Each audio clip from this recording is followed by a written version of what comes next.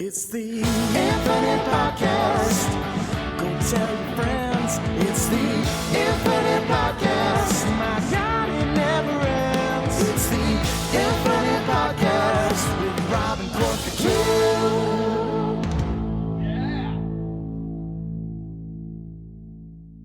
Hello, everybody, and welcome to another episode of the Project Infinite Podcast, the podcast covering the infinite and ever-expanding multiverse of fandom. From movies, comics, TV shows, video games, we've got you covered. I'm Rob. I'm here, as always, with Court. Court, we're talking about Fallout this week.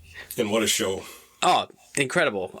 This was a show that, obviously, I was excited for. Always intrigued when a major studio production company is going to adapt a video game. I'm always curious to see how it goes. Obviously that comes with skepticism as well, but then we got that first trailer however long ago it was now, and we were both like, oh, there's a look, there's a feel. Mm-hmm. There seems to be a unique identity to this thing. Mm-hmm. And then we got that first clip probably about a month ago. We got the first clip of our main actually all three of our main characters show up in that scene that they showed of Lucy in Philly confronting the ghoul, and then I was pretty much in from there. And then the show came out. Amazon released all 8 episodes at once, which we'll talk about that. I know people have their varying opinions on that, and I can see why, but everything also feels like it was said in hindsight. I think this was actually a good idea to do this all in one shot because, you didn't know how it was going to be received. You didn't know how it was going to go. So it's a relatively niche kind of IP to adapt. So I think releasing the whole thing in one shot was actually a good idea. And then I think, we'll talk about season 2 at the end of this, but I think season 2, maybe they go to a one a week. Yeah. And then, much to your point, what you're trying to do in a season of a show where your mainstream audience isn't, inside looking out. It's everybody was kind of outside looking in. For your mainstream people, where you need the attention grabbers and you need people to be able to be like, okay, you got to keep momentum rolling. And I think they knew what kind of gem they had with episode 1. This is probably one of the best episode 1s I've seen for a show where, your audience that's never known anything about the Fallout franchise goes in and can watch and be like, okay, now I'm invested into this thing. This is probably one of the best examples I've seen of that. This world was set incredibly, but, what's funny about it, too, is I wasn't even at, obviously the world is incredible, but it wasn't the world that really grabbed me. It was, like you said, it was the feel. Like, you get a distinct feel. Like I said, it's almost this, it's this weird, this franchise is kind of the definition of juxtaposition. Like, it's that 1950s, perfect household backdrop of all this perfect society and post-war and all the good stuff and of capitalism, and we obviously know that's not the truth. We know there's more that meets the eye that comes with this. So what a way to start. And I mean, there's just energy. This show has energy, weird energy. It's funny, but it knows when to push and knows when to pull, which is super important. A lot of shows don't understand that in movies. And it's just the creative team on this was just dynamite. I mean, Jonathan Nolan came in here, and we always talk about it. When somebody comes in and they work on the project and they have full vision, that's who you need. That's who you need to work on these projects, especially something like Fallout, where you have to deal with lore, you have to deal with a fandom on top of that. It's a difficult thing to tread. And not only did they tread, they swam. Yeah, absolutely, and that was obviously one of the things that they just had to do was, especially with this universe of Fallout where they have to balance that satire nature, the humor with the darkness of the world, and they nailed it, absolutely nailed it, from the jump, the first episode. And yeah, it was Jonathan Nolan. He brought his wife with him, Lisa Joy, both of them from Westworld. They just came over as a group, as a team. Shout out to the Nolan brothers for always taking their wives everywhere they go. Yeah, I mean, Jonathan Nolan brought a lot of his Westworld crew with him to do this show. And, I think people can relax about James Gunn taking his whole team to work on Superman. It's fun. Right, yeah. That's a great point. That this just shows that, you have people that you trust, you bring them with you to do, especially new things. Yep. When you want to do new things, you want to do people that you trust. So we'll talk about Fallout a bunch. We have a bit of news, not a ton, just 2 new trailers and some casting news. So first and foremost, we got the second trailer for Deadpool and Wolverine. Yeah. And this trailer kind of we got the. It feels like the first trailer that we got, the Super Bowl trailer, was the Deadpool trailer, right. and then this one was the Wolverine trailer, yeah. essentially. So we got Hugh Jackman, he's back. We got him talking. We got him in the suit with sleeves and without sleeves. Yeah. And yeah, we got kind of a vibe of what Wolverine is kind of about in this movie. Yeah, I mean, so you learn that this Wolverine is a variant. This Wolverine is not the, it's not the main Fox universe that we watched all of our lives. It's not that Wolverine. It's not the Wolverine from Logan. If not, that Wolverine is the main Wolverine from that Fox universe. This is a different Wolverine. That's entire universe was destroyed, or at least not necessarily destroyed, because he has to go pick him up from somewhere. But the X-Men at least are gone in this universe. The X-Men are all dead. That may have came of way of a character that we're going to meet later in this trailer, but I mean, feel wise, you get a little bit more of the feel. You got it from the first trailer, but just like you said on Wolverine's half, that was the important piece, is to understand where he's coming from. I think what you need to do with something like this is immediately, because I just watched Logan yesterday for whatever reason. Maybe it's because I knew this was coming out, but you got to tell me why I need to be back. You have to get me into being, because, for the most part, I think most people are just going to be back because it's just, Yeah.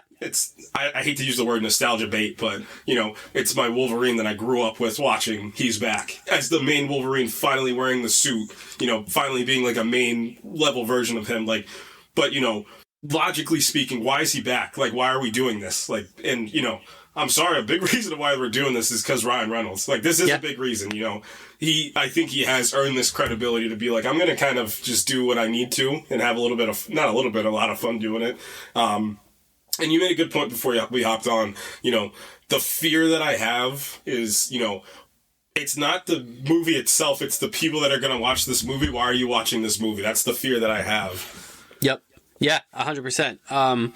This clearly feels like a Wolverine who is just kind of over it, which I think is that's kind of Wolverine's vibe the last few times we've seen him, but Hugh Jackman plays that version of Wolverine very well. There's a very poignant moment in the trailer that I feel like kind of goes over a little overlooked, where Deadpool puts the gun to his head and he's like, basically, I'll just blow your head off, and Wolverine kind of leans into it, please, I'd want for nothing else other than to be to put out of my misery. Like, right. That's as much as people talk about Wolverine in the comics, like his incredible longevity and the healing factor and everything, it's also kind of a curse. Yeah. He's kind of cursed by this longevity, and you kind of feel that as the sole survivor, apparently, of everyone he's ever known. But yeah, the point I was making before we hopped on was essentially all I saw people basically reacting to were two big things.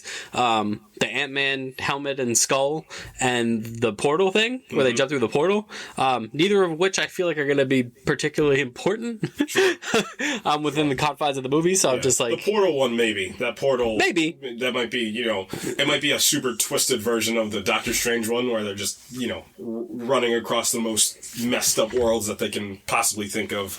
And then the Ant-Man head, I just think it's there. We're getting Easter eggs like that in Loki as well too.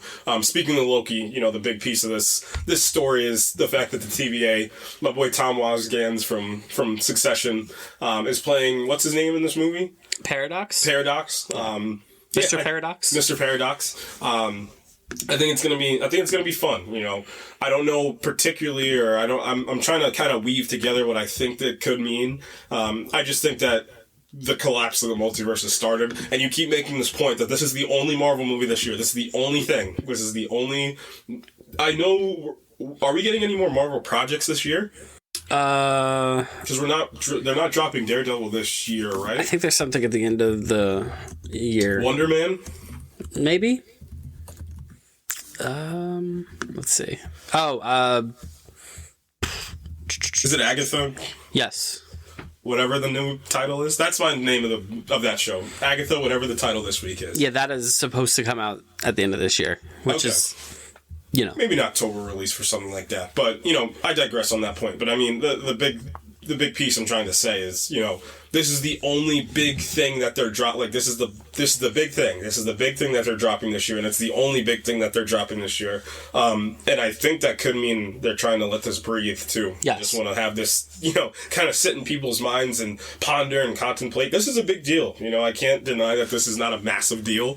I mean, it's not like a cameo situation. This is the some of your prime X-Men could show up and, in this universe, in the main 616, which is going to be crazy. So, cameos could be afoot, but, the most important thing is what is the story going to be? And the story looks like it's going to could be more of an emotional tale, especially for Wade. I think that's the one thing people aren't talking about. Like, this is going to be his swan song, essentially. Well, he has that line in the trailer, in this trailer, where he says, I'm fighting for, my universe and making sure that all the people that I care about aren't taken away from me, which is a pretty emotional tagline for a Deadpool movie. But, I mean, those Deadpool movies did have their kind of camaraderie, moments. Right. So I don't think that's totally surprising. And then for Wolverine, it's, avenging his universe, essentially.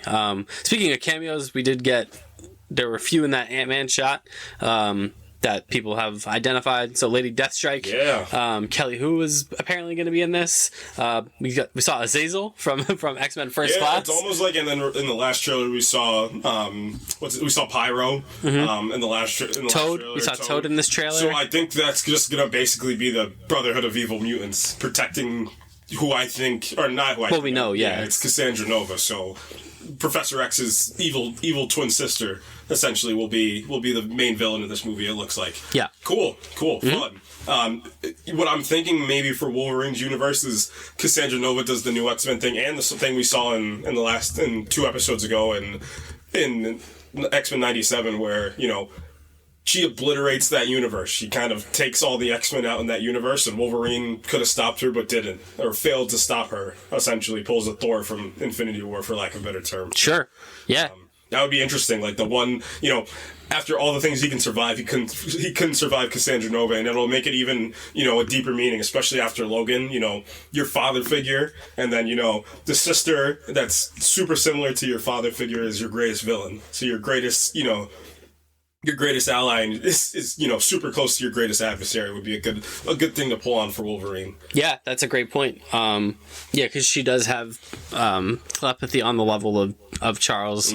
A couple other powers too, but I think that's a great point. Her biggest power is being super evil. Yeah, that's the big I think that's a great point about her kind of being like this evil mirror of Charles for Wolverine to go against. I think that's a really good idea. And yeah, I mean, this movie comes out in July, so about 2.5-ish months, which is cool. Yeah, I think so. And yeah, I mean, the X-Men are hot right now, red hot. Yep. In certain media, not so much the comics, but more so, obviously, X-Men 97 and then this. So X-Men are red hot right now. So yeah, we'll see what this movie this holds. And then the other trailer that we got to talk about is the Transformers 1 trailer. So we knew this was coming. Pete. Coming off of CinemaCon, Chris Hemsworth, Brian Tyree Henry leading as pre-Optimus Prime and pre-Megatron, essentially. I think this trailer probably surprised a lot of people. This is fun. It's fun. It's a fun little trailer that I can't be mad at. That's it. Yeah. I mean, if you were going in expecting, lordly leader Optimus Prime. And like the super most demonic villain Megatron, that's not it. No, you get what you so keenly put as super bad but Transformers. Yeah. This is like a fun little like almost heist, like a coming of age movie for the Transformers. Yeah, which I think is kind of a fun idea. Yeah, for sure. This is a kids movie. Everybody relax. This is a kids movie. Yeah. Obviously adults are going to go watch this because it's the Transformers that they grew up with. Much as the TMNT movie, Mutant Mayhem, and what I'll say on a bigger scale for Paramount is I think Paramount's on a really good run, man. I think they're doing a lot of good things with their properties. Whether it be Tom Cruise leading the Mission Impossible properties, or what the future of the Transformers movies are looking like, with their new director taking the helm as well, the guy that directed Creed 2. Like, I think they're in a good spot, and also with the Turtles. But this looks fun. This just looks like a fun movie you can take the family to see. Teach them something we noticed when we saw Team Mutant Mayhem was like, there was like a family sitting behind us, and the dad like had a Ninja Turtle shirt on, and he had his kids with him, and like that's awesome. That's the point. Like, yes. I think something like this can play like that as well, where like, you know, the parent takes the kids and like, hey, you can learn about this character that I loved so much when I was your age. Like, this can be kind of like that. So yeah, absolutely. You know, and I mean, it's, you know, for Chris Hemsworth in particular, it's always, I'm glad. It's actually, you know, in retrospect, it's a good idea that this is the vibe that they're going with, because if they were going with a tonally similar Optimus Prime that we're historically used to, the Peter Cullen comparisons would have been astronomically high, like, because they would have just been expecting Hemsworth to sound like Peter Cullen the whole time, and the fact that they're going with a different vibe for Optimus is actually, I think, helps him out quite a bit too, lets him establish his own voice. Yeah, I'm excited to check it out for sure. You know, it has kind of like that, like you said, coming of age, like almost like Power Rangers-ish vibe when they get the, I guess it's, you know, their sparks essentially that give them their transforming powers. They get that from Lawrence Fishburne. Lawrence Fishburne gifts them that. Nice. So, yeah, I'm looking forward to it. Scarlett Johansson and Keegan-Michael Key wrap out the cast, which, you know, we'll see what it brings. I'm excited for it. I'm excited to check it out. I don't think it quite excited me the way that like the Mutant Mayhem stuff did, because I think that just looked really amazing. And also the vibe of that is kind of like up our alley as well too. But you know, like I said, this is like I think this is just going to be a fun, good family movie to take the kids to see. I think is this going to stream? Is this going to be in the movies, right? Or I think so. Yeah. And then probably soon after, it's going to go on Paramount Plus. You have the kids see it. Like this is a good one. It's good stuff. And you could probably blow out this universe if you want to as well too. Have it be on Nickelodeon if you want, just like Mutant Mayhem did. Yeah, 100%. And then the last bit of news that I have is we finally revealed who's going to be playing Shadow. Speaking of Paramount too, Paramount also has their hands in the Sonic franchise as well. So Sonic 3, obviously the big teaser at the end of Sonic 2 was that we were getting Shadow. Shadow was coming, fan favorite. And he's going to be voiced by none other than Keanu Reeves. Yeah, incredible.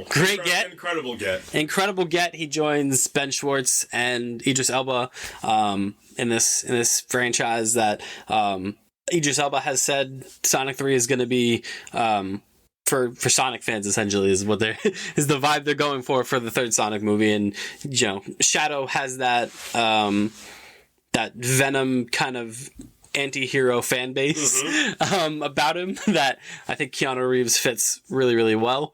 The gun memes have already started. Yeah. I need a ring. Shadow very famously does wield guns in the Sonic universe, so it's gonna be good, man. It's probably gonna be, you know, it's gonna I assume follow the same kind of plot thread as the second movie, where Sonic and Shadow face off, and then they realize that Robotnik is for a bit. And then they realize that Robotnik is the true villain, and they team up to take down Jim Carrey once and for all, probably. Right. Jim Carrey back multiple times for a franchise. You don't see that with Jim Carrey. I know. He had famously never done a sequel until Sonic, and then here he is doing 3 of them. So, yeah, I'm looking forward to it. Like I said, I think that second one was super fun, and yeah, we'll see what happens with the third one. I'm super, super keen to see it. And then, I mean, this isn't news, but I just think it's funny. Venom moved its release date up. Yep. Why? Because they didn't want to take the steam out of the presidential election. Yeah. So how you guys are probably thinking about it is that Venom didn't want to compete with, you know, a national, quasi-international event that's going to take place. We're going to look at it as that the election didn't want to be overshadowed by Venom 3. Right. The Last Dance. The Last Dance, yep. And then just the historical, just irrational confidence of Sony moving a release date up yet again, because they're like, we're ready. It's ready. What could the post-credit scene for this movie be? Who knows? I hope they try to take the biggest swing. Imagine they try to, like, get the Sinister Six, but it's never going to pay off. We don't know anything about this movie, correct? No. The only thing I know is Chiwetel Ejiofor needs to play Noel. Do the thing. Do it. It doesn't matter. Don't have him play some stupid corporate guy or anything like that. Have him be Noel. Just put him in the full Noel stuff. Yeah, we just know that Chiwetel Ejiofor is in it. And there's the villain, right? And And then... Let him play Noel. He'd be great. And the movie comes out in 6 months. Yeah. And we don't know anything about it. Same time as Joker, right? Right around the same time? Yeah, now. Yeah. I don't know, man. I don't know. I kind of like the mystery. I love the reverence for these movies now. Like, these movies are like... Just these ones, though. They shouldn't exist. Like, these movies should not be a thing, but I love Tom Hardy. Like, Tom Hardy, like, played one of the greatest villains of all time in a comic book movie. And then he's just like, you know what? I'm going to fully commit to playing Venom. And these weird, unhinged, just unrealistic Sony-verse movies. Kraven also comes out in August. I don't know what to expect from that movie. And then Venom comes out not even 8 weeks later. They're gonna do it. They're gonna do it, aren't they?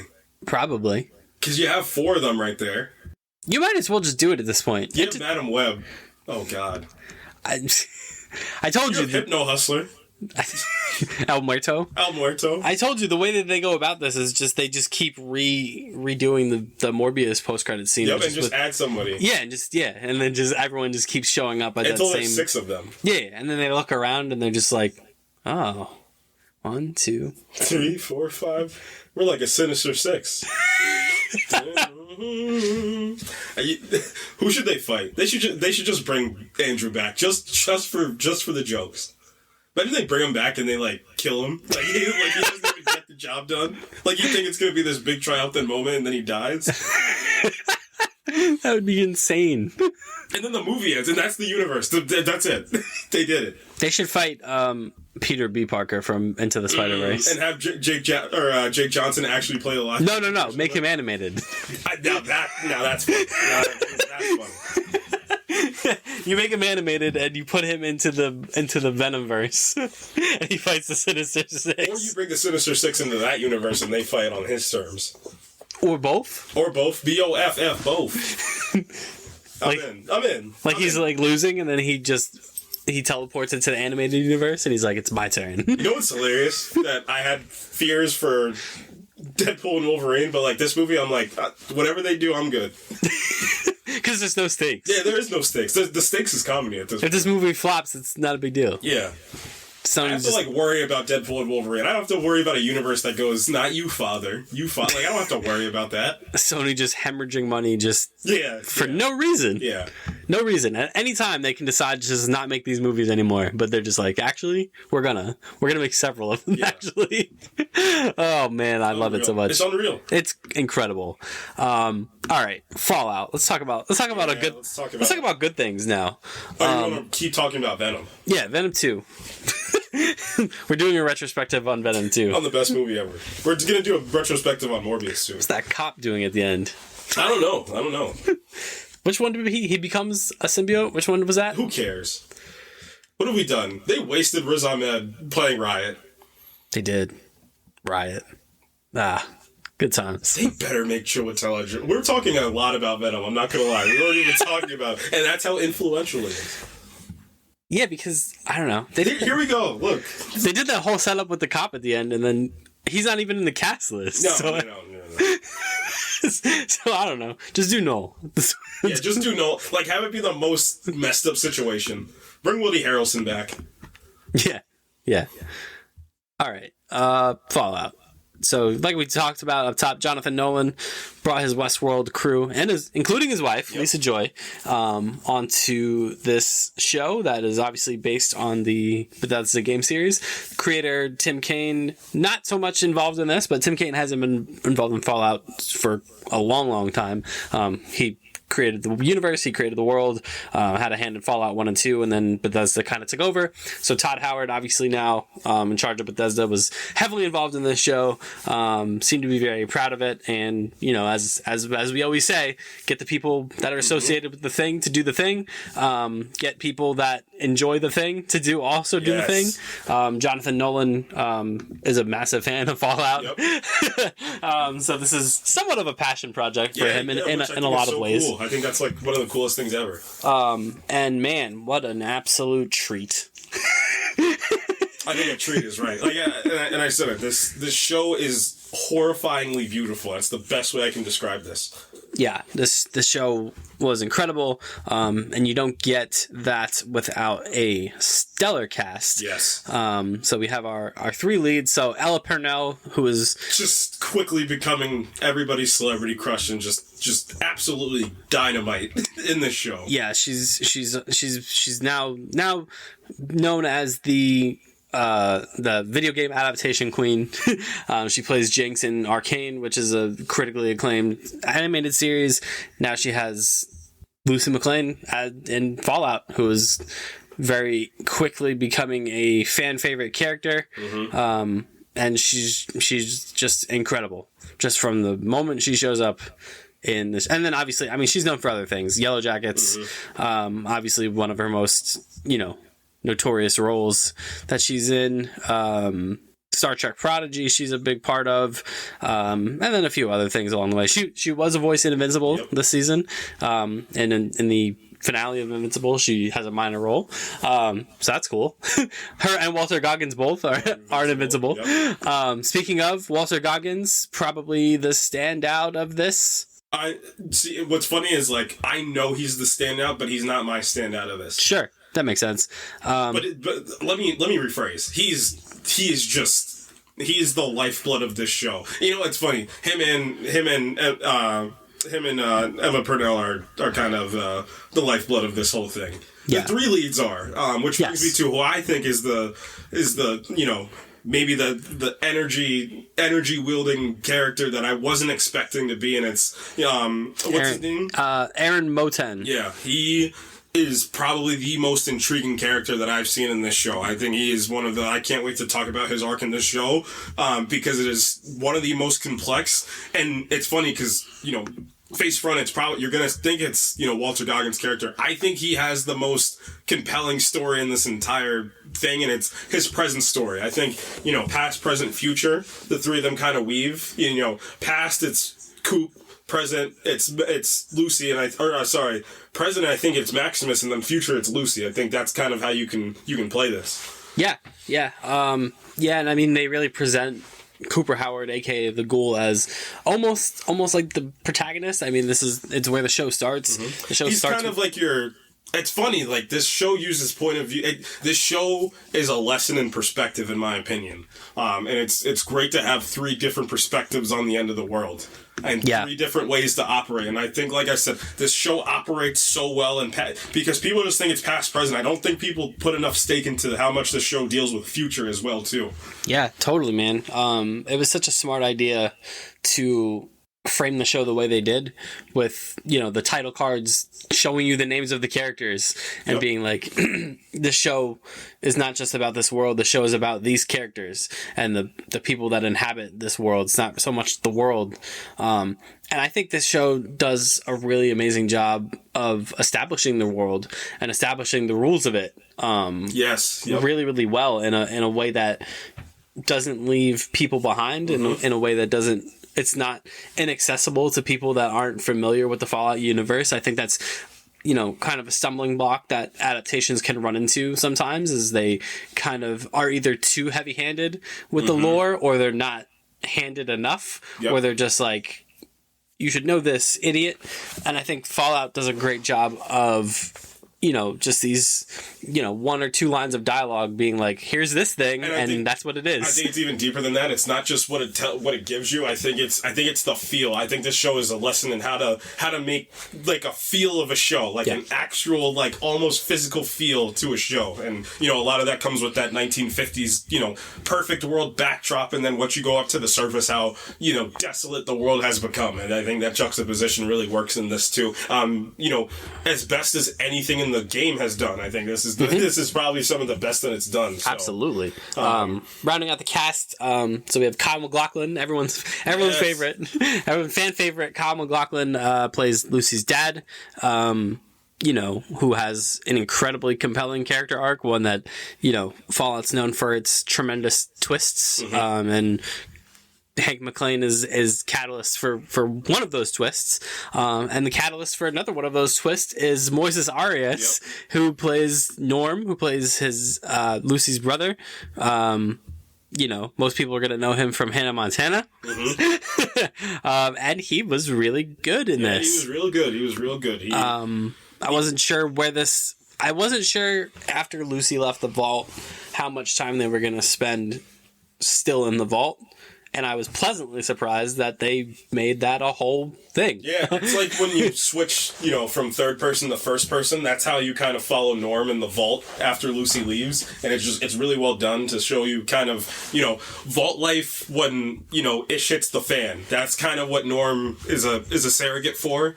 And it's really well done. The show is, you could tell the show is thought out. There was no stones that were not overturned. There was no, there was no times where they wanted to, be lackadaisical and kind of take the foot off the gas. Everything was fully thought out and fully sought after. And there was nothing that, this universe didn't say, either we're going to hold, but you're going to want to know what we're holding for. Yep. It just, and, the character work. We're going to keep talking about how tremendous this character work is in the show. And that's what's so important when it's not the world that you build for something like that. Let's just take something like Mad Max. It's not the world you build. The world is going to speak for itself a lot of the times. It's how these characters adapt and react and function in a world like this. That's where truthfully great storytelling can come from. And they do a great job of wrapping everything up. No mystery really goes unsolved except for a couple that I think are just being held onto for season 2. I don't think a lot of things you don't leave the show having a lot of questions, being like, well, this didn't quite make sense, or that, how did that happen? Like, the show does a really nice job of slowly uncovering each mystery until, you find out, Cooper Howard the Ghoul is way more tied to Lucy than you could have ever expected. And it comes by the way of a great, endgame reveal about Hank and everything going on with the interconnected Vault 31, 32, and 33. Yep, and you think Maximus is going to be left out of that? Nope. Right. Yeah. Not at all. So yeah, man, I mean, let's just kind of take it from the top. Let's kind of just break these things down. So episode 1, the end, as you talk about, was one of the best pilots of a TV show you could ever ask for. And it starts in 2077. It starts with Walter Goggins, Cooper Howard, not loving his life at current. No. Him and who we later find out is his daughter are, kind of officiating a birthday party. They're kind of, and he's doing his gimmick. You find out that Coop is a semi-retired movie star, essentially. It's like a John Wayne past his prime. He's outside of this way, and he's why is this big movie star doing birthday parties? Because he's outside. It's over. Like his time in the sun is over. And unfortunately, what happens a lot in the real world is when the time is over for a lot of these movie stars and stars, they'll turn to these big companies to kind of give them a revive. And unfortunately, he turned into the worst company in the entire universe to go to. Vault Tech. Man, we could do a whole episode just on Vault Tech. Bad guys. Not great. Not a great group. This first episode does a great job setting the stage for, in the background, The Last of Us did this really well. The first episode of The Last of Us kind of showing in the background. Yeah. This one's a little bit more obvious than what The Last of Us did, but it's fine. But I will akin the two of these shows to you're waiting for the bang. But again, the Hitchcock terminology, like, it's not the bang, it's the anticipation. You know the thing that's going to happen. In The Last of Us, the infected are about to take over, and in the Fallout, once the first nuke hits, the world's going to end. But you have to wait. It's not going to tell you. So they build that. Couple things that are just building in the background as far as just things that I noticed. The president is missing. You hear in a news report, and if you're a Fallout person, you know that the president and a bunch of other high-ranking military officials in the United States abscond to an oil rig offshore to found the Enclave. Is their mission. They turn on the TV at the birthday party, and it turns to a weather broadcast, and the weatherman's like, I'm not covering the weather. I don't know if there's going to be a next week. Why am I covering the weather for next week? And then Cooper is explaining to his daughter the role of the thumbs up. The thumbs up. It's an old military tactic to gauge the size of a nuclear bomb in the event of a detonation. And then he goes inside, and his philandering with various folks inside. And then Janie sees the bomb go off, and she puts her thumb up. Yep. And she starts shaking and freaking out. So your thumb or mine? Yep. And he's like, "What are you talking about?" And then he looks up at the horizon. And the first bomb goes, and that's it. And he says it's just a fire. It's not a big deal. And then you're waiting for it to happen. You see this huge cloud of smoke, and if it goes east-west, you're fine. But if it goes north-south, you better get going. And boy, does it go north-south. Shockwave comes, boom, blows all the windows out. All these people that were very chummy with one another all of a sudden start turning on one another, heading to their fallout shelters. Not the vaults. I think some people got a little mixed up there. They weren't going into vaults. They were just going into regular fallout shelters.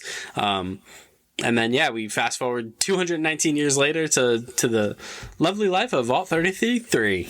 I'm Lucy McClane, and I'm the main character. Yes, I'm Lucy McClane. I'm the main character. Here are all the things I'm good at. Yep. This is a beautiful little world we live down here. Yeah. I love the 50s. Yep. Even though it's 22, whatever. And this young gal just is trying to get married. Yep, she's just trying to find a husband. She can't find one in Vault 32, she can't find one in Vault 33. That's not her cousin. That's right. That's not.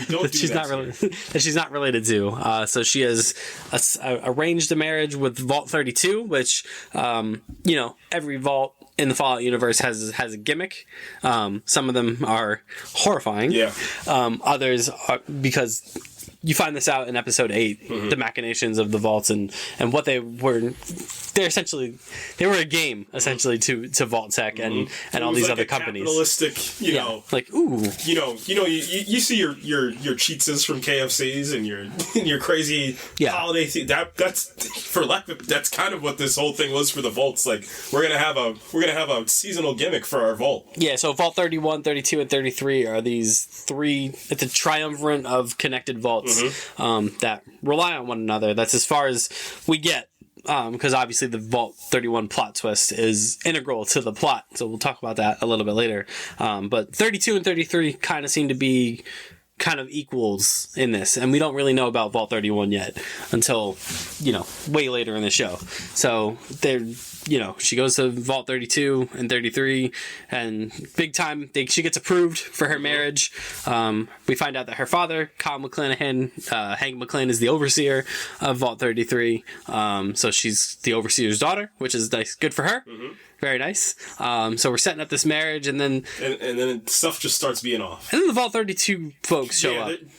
They're just a little rough around the edges, for lack of a better term. Yeah, they're just they don't seem to be like these upstanding citizens of the perky vault dwellers upstanding American citizens that have white picket fences and help each other and help thy neighbor. Yeah, they're eating with their knives instead of their forks. The vault overseer of Vault 32 comes over, Lee Moldaver, and she's like, "Look at me.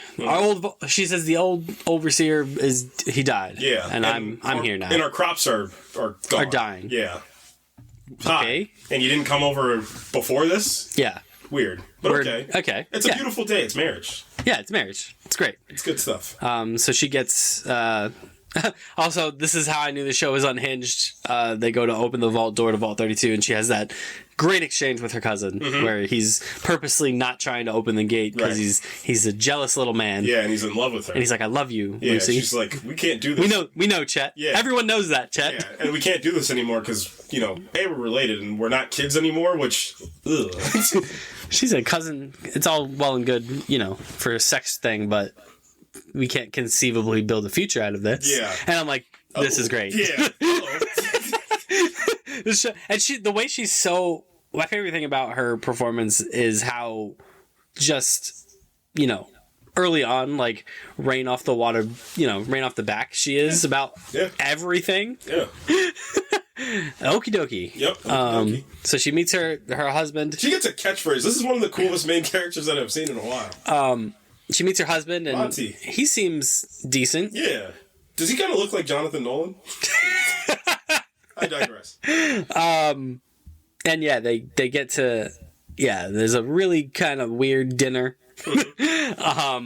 And then she gets back into her home, and he immediately undresses, and she's like, all right. Like, okie dokie, she says. And then it pops off. Yeah, it does pop off. So, he's drinking all of the water, and you just see him turn on the faucet and it's just looking at the water, just like, is this real? Yeah, don't you have those in Vault 32? Don't you have water? is this not a normal thing for you? And then, boom, he tries to kill her. Yeah. It's like, uh-oh. Well, she picks up her Pip-Boy, and immediately the Geiger counter goes off. Yep. And that's when she picks, like... Yeah, you guys have to be from the surface. You can't be from a vault. And be radioactive. Right. And yeah, and then a really horrible massacre ensues. Right. So he stabs her in the side. Yes! She gets stabbed right away. And then she immediately carves half of his face open. With a pitcher. Oh, this show is something. Yep. And then they go downstairs, and then the beauty of that 1950s music juxtaposed to just absolute carnage is just what this show does so well. Yep. People are being thrown off ledges, just being stabbed, shot, cakes being eaten, and then people are just mauling other people. It's one. Get that jelly mold out of here.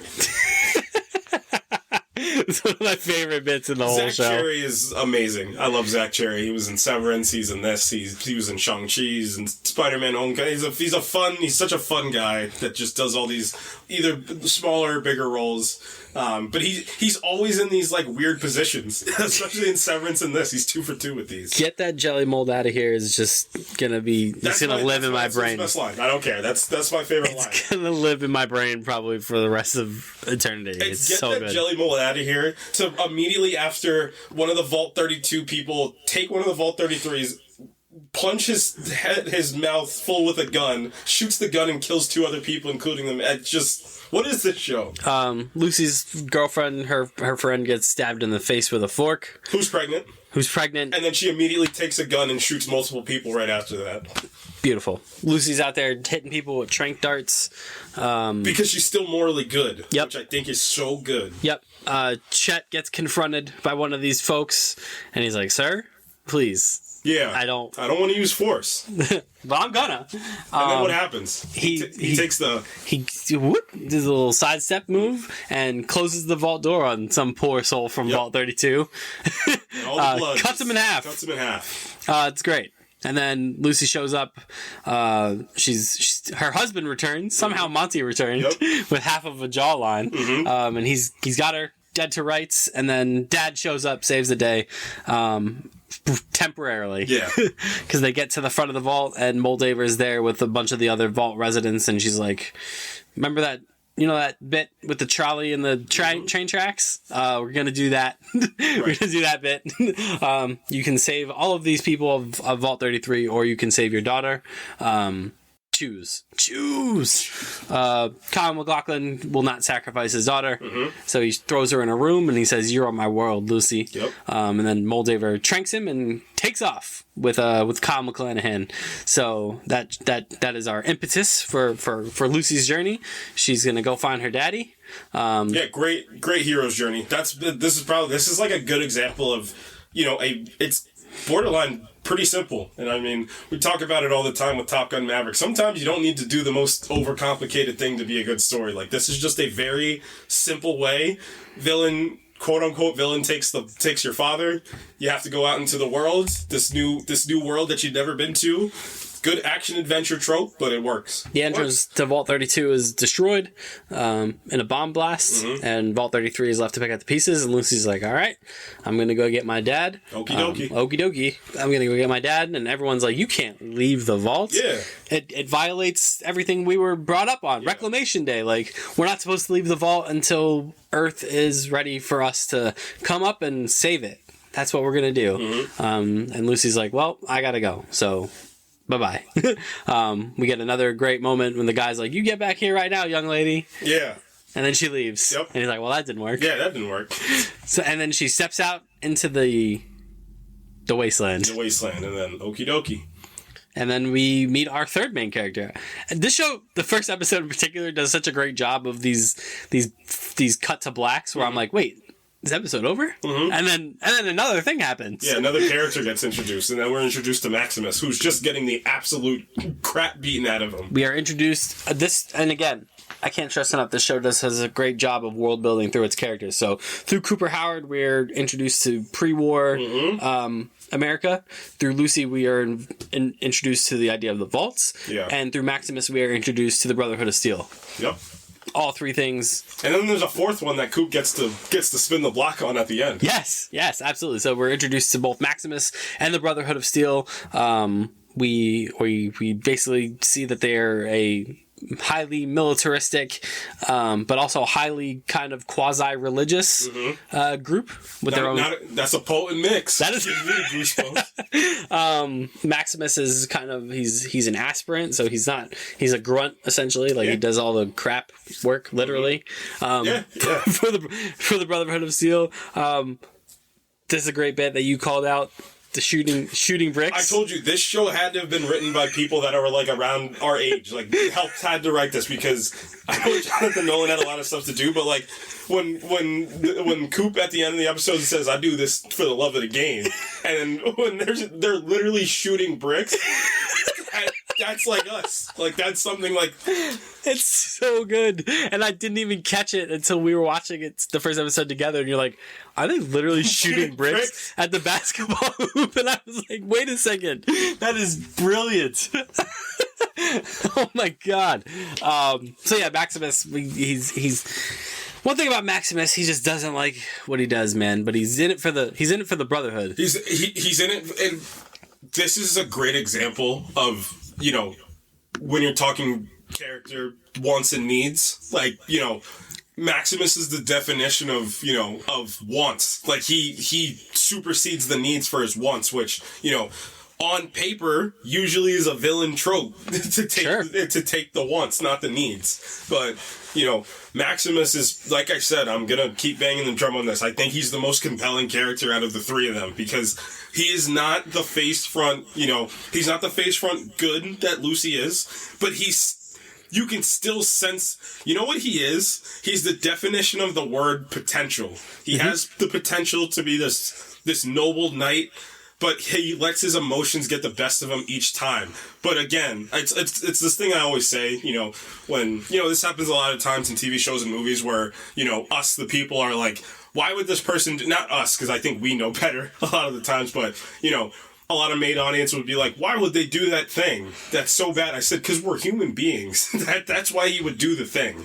So, you know, a couple things happen. So the Brotherhood shows up, you get the suits. Yeah, power. You got the Knights show up. The Knights of the Brotherhood of Steel show up. Practical suits. I can't stress enough how great of a choice that was. To have the practical suits. They look incredible. They look spot on. Like you couldn't have asked for better looking suits. And yeah, the Brotherhood is gonna they're embarking on this mission for a bounty hunt essentially for this unknown individual. You're Michael Emerson. Yeah. Yep. Aren't you? Yep. Michael Emerson and a dog are the targets. Yep. I love I Am Legend. Maximus's friend gets chosen to be a squire for Knight Titus of the Brotherhood of Steel. Yes, they are, you know, very excited about this, and Maximus immediately responds with anger, and this is the first compelling nature where you think that Maximus is going to be like, you know what, it's all right. Like, it's okay. I hope you're safe. And, like, what you think could happen off of all the stuff that we've seen is, I thought this was going to play something like this. His friend goes out. They either get captured or something happens, and he goes out to try to save them. That's what I thought was going to happen. But no. So his friend wakes up the next day. They all wake up, and their leg is just slashed right open by a blade that was left in the boot. So you think that, you know, and again, this plays well because I don't know what to think. I don't know because I keep questioning his nobility because I feel it. I feel the potential for his nobility, but I can't rule out that he could have done this. Exactly, too, because of the scene right before that anger, he breaks he breaks the toilet seat off of the latrine. Like, he's so pissed off that he wasn't chosen. So, you know, then he's questioned. He's questioned by the Brotherhood. Yeah, right. You wouldn't do something like this. And he's like, no. And then they're essentially I like, just got to the scene where they're shooting bricks. It's so good. and they're just like, you know what? Even if you did, whether you did do this, whether you didn't, you got spunk, kiddo. Yeah, you got the job. Yeah. What if you're the Squire tonight, Titus? Yeah. I can't wait to tell everybody the Night Titus reveal, because I just wasn't expecting it to be who it was. And then enter hilarious bit, again, the over-encumbered bit. You know, historically, Fallout games, you have a weight limit to your equipment before you are over-encumbered, and you can't walk anymore. Well, you can only walk. You can't sprint. You can't fast travel. Enter what the Squire essentially does for the Brotherhood Knights is carry all their gear, so that the knight is not over encumbered, but the Squire is. You know what they are? And they literally physically make it look like it. They're a caddy for a golfer, and it's the funniest decision. It's so good. It's hilarious. Yeah, so they're hunting a former scientist of the Enclave. Again, the Enclave is one of those things that they don't explain throughout this show, because the Enclave is very secretive. It's the shadow government, essentially. So yeah, then we cut to black. And you're like, is it over? Nope. Back to Lucy. So they're trying to. This is when they're trying to figure out, and Lucy leaves. Good stuff. Good stuff. Then we cut to the. We're reintroduced. Yeah, fourth/first main character. Yeah, we just know we see a thing pop up, or the thing doesn't even pop up. We just come across these bounty hunters, and they're like talking about this individual, and they're like, "Are you sure he's here?" Yada yada, and then they come across a casket with essentially an IV hook to it, and they're like, "Son of a bitch." They put a chicken down because they're like, if he's feral, he's gonna attack the chickens. Then the casket door swings open, and then this no other way to explain him. This ghoulish figure emerges with a cowboy hat and a bandolier, and you're like, wait a second, aren't you Walter Goggins? Yeah. Aren't you the guy from the beginning of this show? You are. How'd you get here? It's the future. How'd you get here? Yeah, it's 219 years later, they told us. Not only is he back, he's got the greatest one-liners in TV history. 219 years later, and he became him. Yeah, he did become him. Now he is the very gunslinger he swore to destroy. Yeah, he is. He's the Ghoul. Yeah, smash cut to another character title card, the Ghoul. And he's not here for the nonsense. Because I do this for the love of the game. Yeah, because he says, any bounty hunter that says one last job, the heart just ain't in it. And he immediately kills these three guys. Well, he kills the two guys, and the third guy he ropes into the casket and kicks him down, and he's on his way. Yep. I gotta get this bounty. Son. Yeah, he's gonna take the bounty in for himself. So they do a nice job of basically establishing that ghouls are humans that were left exposed to the radiation of the war, and they became these disfigured zombie-esque figures. And that's what happened to our man Coop from the beginning of episode 1. But he's got the juice though.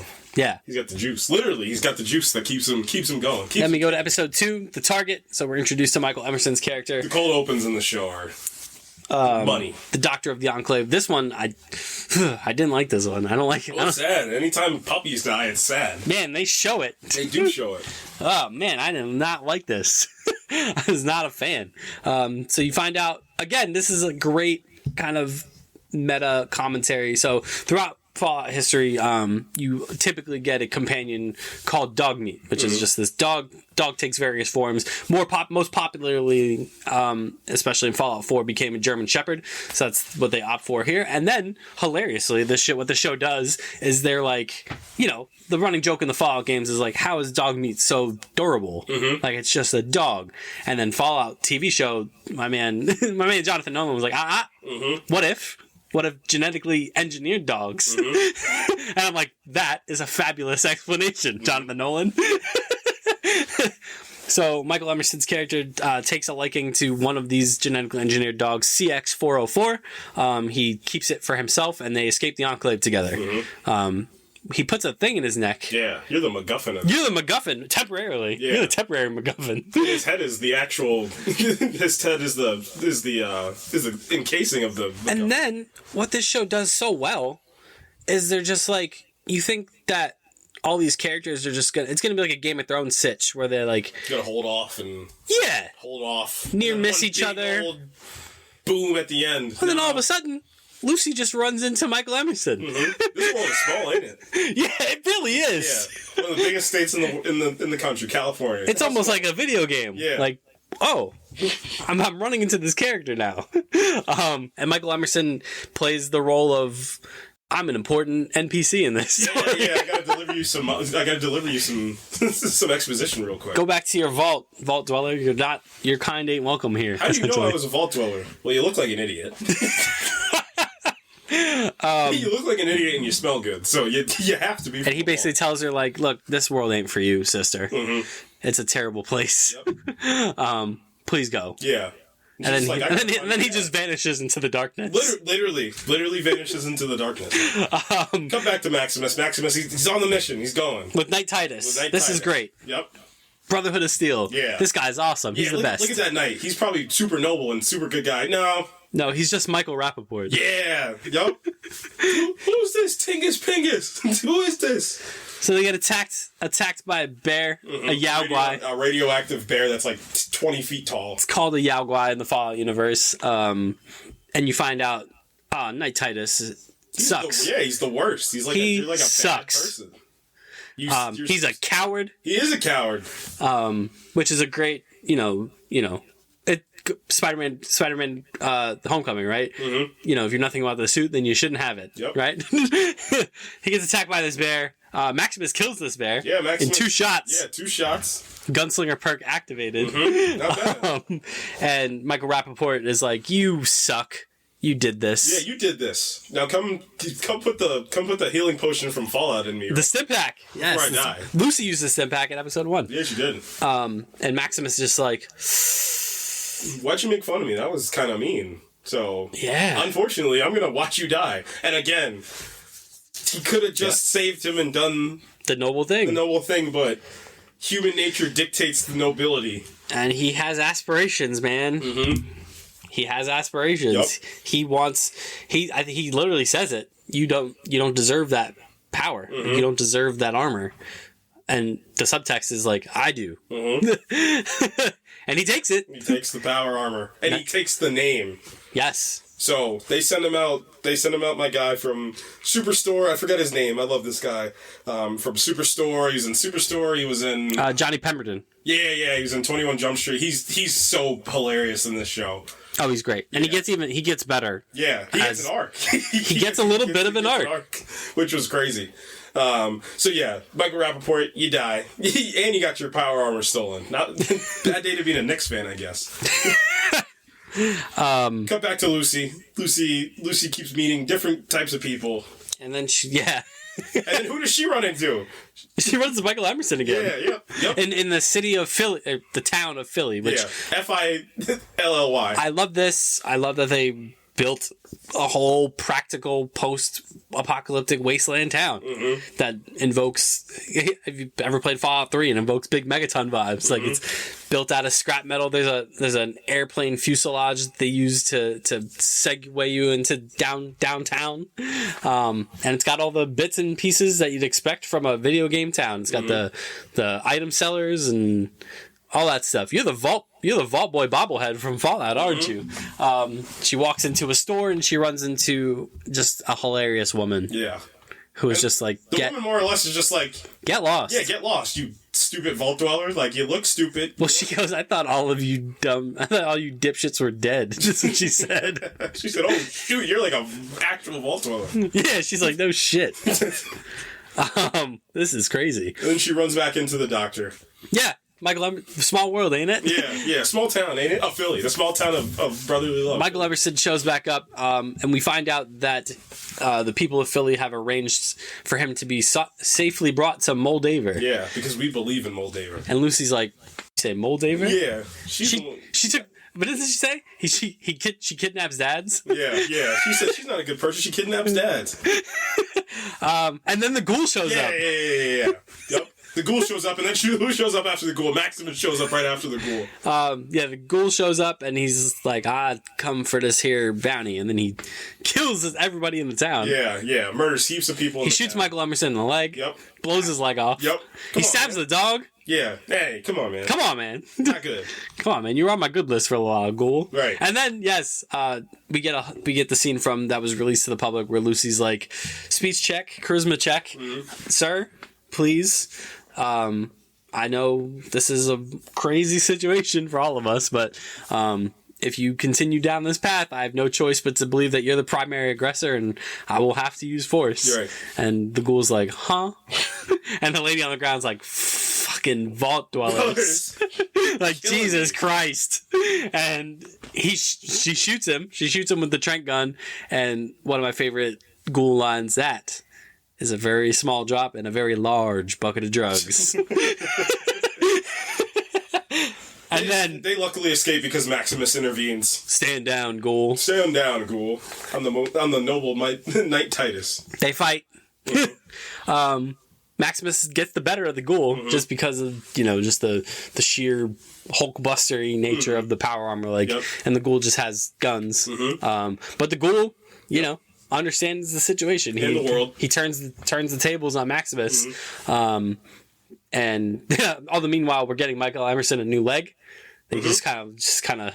It's so video gamey. They just jam like a piece of metal on him that he can walk on. But it's not holding up. He's going. He escapes with Lucy, Maximus, and the ghoul. We'll call it a draw. Yeah. But the ghoul essentially, he's like, if you're gonna put that suit on, you better understand how it works. Yep. He cuts one of the air hoses that hilariously shoots Maximus off into the distance. And he's like, and he splats on the ground. It's pretty good. So, end of episode 1, Lucy gets out into the world. End of episode 2, you need the MacGuffin of the world. The ghoul heals the dog. He's back on our good side. Why don't you come with me, dog? Not because he particularly cares, right? But he does, because you get more Cooper Howard dog lore later in the show. You didn't think it was important, did you? And then, Lucy's walking with Michael Emerson, and she's still got that plucky, we only got 20 miles to go. Yeah. You're gonna make it. Shut up. I'm about to die. You need to stop. And she's like, no, you're not gonna die. And he's like, actually, I took the cyanide pill. Oh, yeah, so he calls locked in at this and point. then, very dark. He says, Vault-Tec Plan D. It's like Vault-Tec designed these cyanide pills for people to kill themselves with. And he's like, he more or less tells her, you gotta succumb to the world a bit. You can't be this plucky, happy-go-lucky vault dweller. You have to be part of the wasteland, unfortunately. And she's like, can you cut off my head and bring it to Moldea if you don't mind? Yeah, because he's like, you can't drag my body. Right. All this way. You can take my head. Because the important stuff is right there. Right there. And she's like, no. Yeah. I don't want to. And then he's like, you have to. And then he's... you're going to get your dad back if you do. She's like, my dad?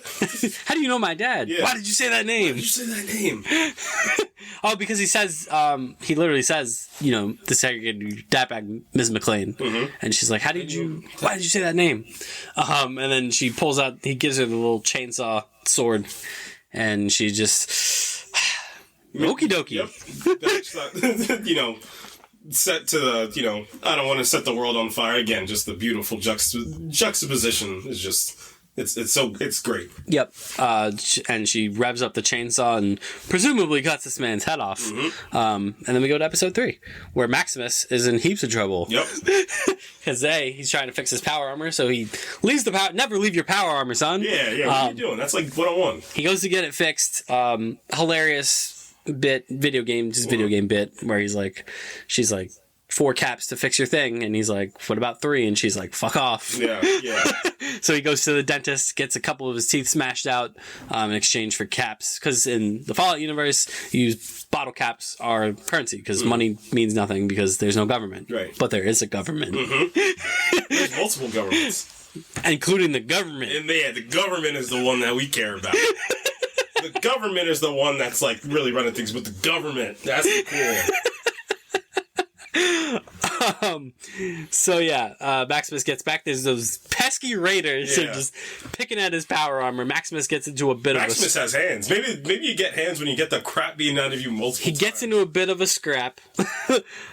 Uses a toilet seat hilariously because that's his backstory. Fights off these raiders, and then the Brotherhood chimes in. They're like, "Hello, Knight Titus. Hello, it's the Brotherhood of Steel." And he's like, "Hello, my squire is dead." And they're like, no worries, we got plenty of those. Come on.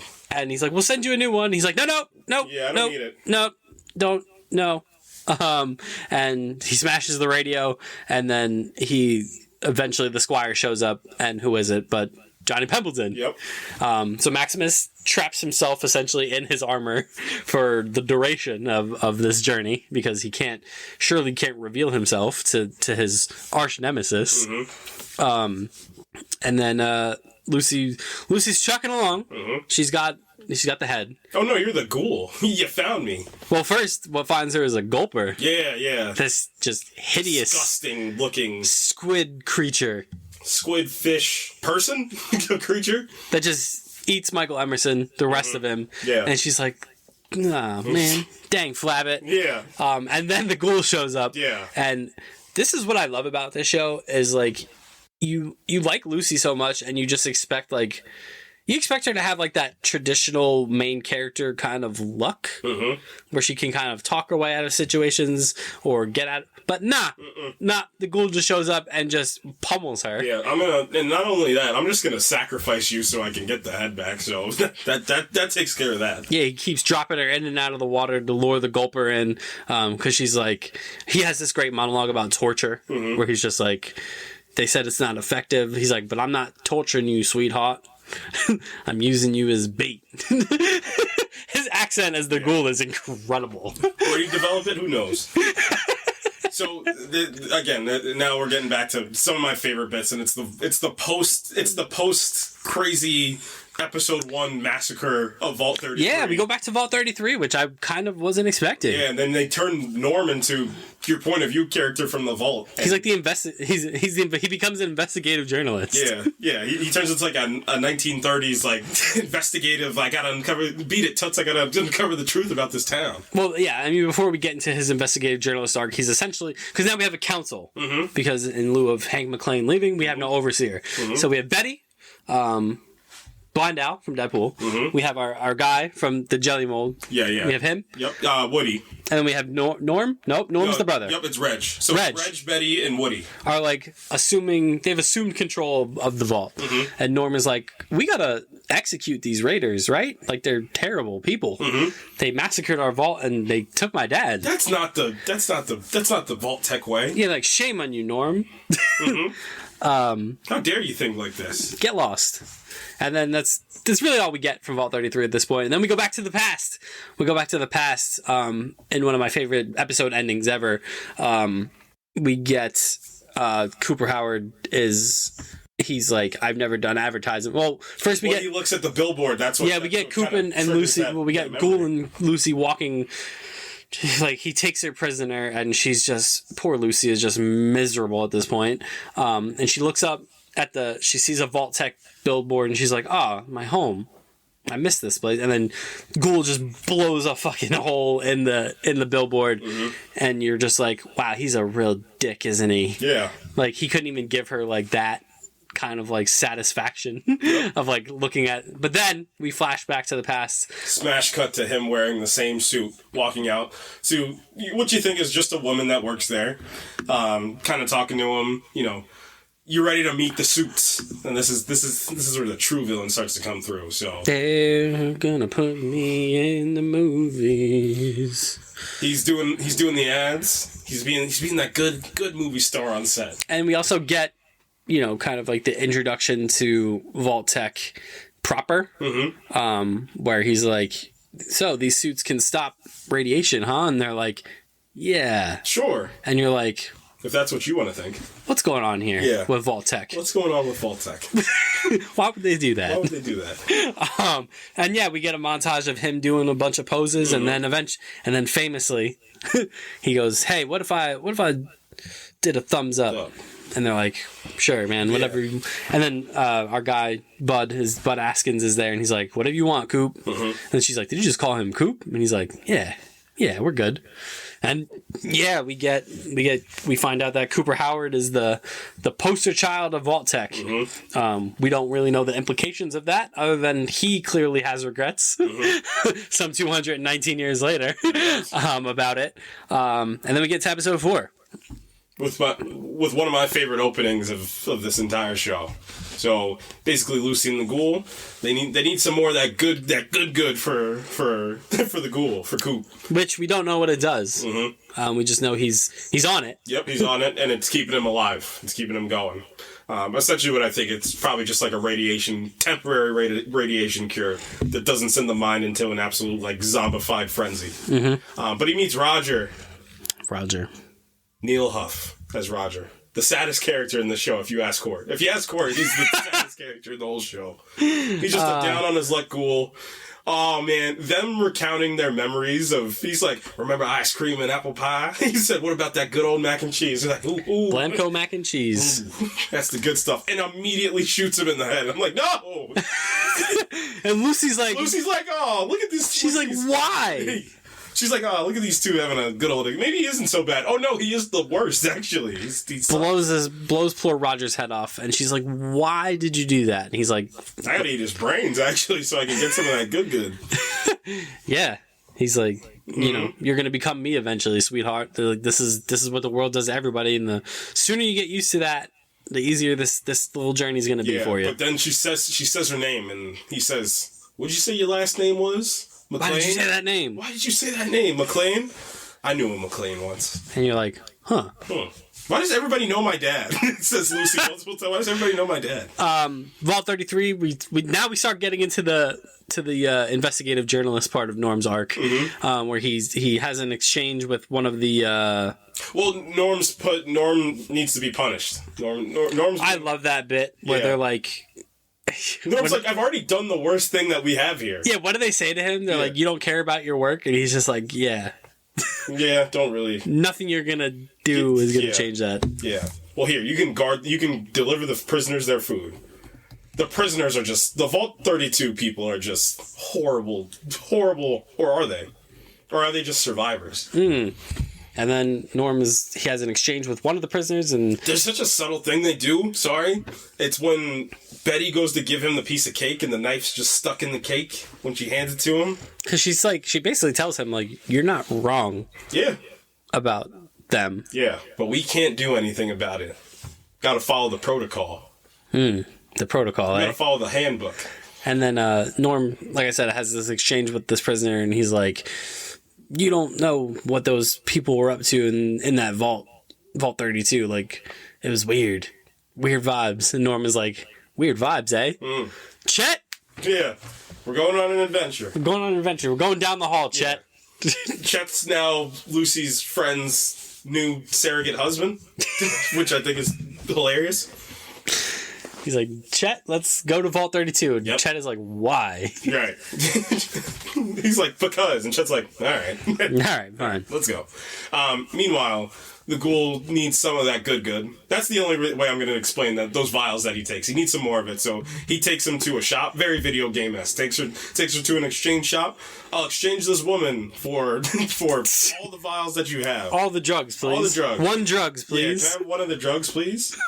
So she goes into this vacant supermarket. Well, she takes his finger off first. Yeah. She takes his finger off, and you're like, oh, good job. And then... He takes it right back. Right to your point about, her not being that prototypical main character energy where you're getting, he's going to be like, ugh. No. Just immediately, he cuts her finger right back off. Even so far as, like, when she took his finger off, I thought... And he does gain, like, a modicum of respect for her, but, like, not in the sense, like, I'm going to let this slide. No, like, I'm still going to take something from you. And then, again, man, this guy just... The lines are just... when he goes, now that is the first thing we've had to an honest exchange so far.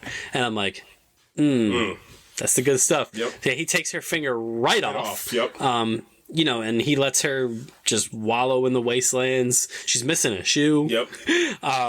she's like stumbling around. She needs water. It makes her drink the radioactive water. Like, yeah, you're gonna become like me soon. You're gonna see what this life is like. And then they get to a super duper mart, and he's willing to one human woman for one drugs, please. Sends her on in there, and she runs into a Mr. Handy robot. Yeah, yep. Voiced by Matthew Berry. And incredibly by Matthew Berry. Yeah, he voices obviously the very infamous Fallout Mr. Handy robots. This one is called Snip Snip for reasons to be explored. And she's like, oh my god, a robot. Lovely. Yeah. And he's just like, well, you know, a little apprehensive. He's just like, my dear, we're going to fix you up. Don't you worry. Here's a finger. Yeah, he gets her a new finger. Yeah. She's like, thank God. He said, we're going to put you in the best clothes, the best cotton clothes. You guys have real cotton? This is incredible. She's like, I thought I was going to be a sex slave. He's like, what? What? Absolutely not. That's just horrible. We're just going to harvest all of your organs. Oh. Ooh. Maybe option one isn't maybe, I don't know. It's both bad options. This show, man, is just incredible. Norm's doing his investigative work. Yeah, they get to Vault 32, and it's even worse than you thought. Yeah. Norm's in the computers, like the Matrix. All the Vault dwellers of Vault 32 are dead, and they're like, Norm's like, wait, these aren't like recently dead. Like the Raiders came in and killed all these folks. No, they've been dead. He finds one of the Pip Boys and finds out that the last activity was 2 years ago. Yep. Oh no. Oh no, bro. And then Chet makes the observation where they look like they killed each other, like they strangled each other. Like, what happened here? There's just horrific scenes. There's a tape being shown of rats in a maze of like what happens when rats are stuck in a maze for too long. They go crazy and they turn each other. This is symbolism. And yeah, Norm accesses the computer of Vault 34 and he's like, the Raiders didn't break in. They just opened the door. Yeah.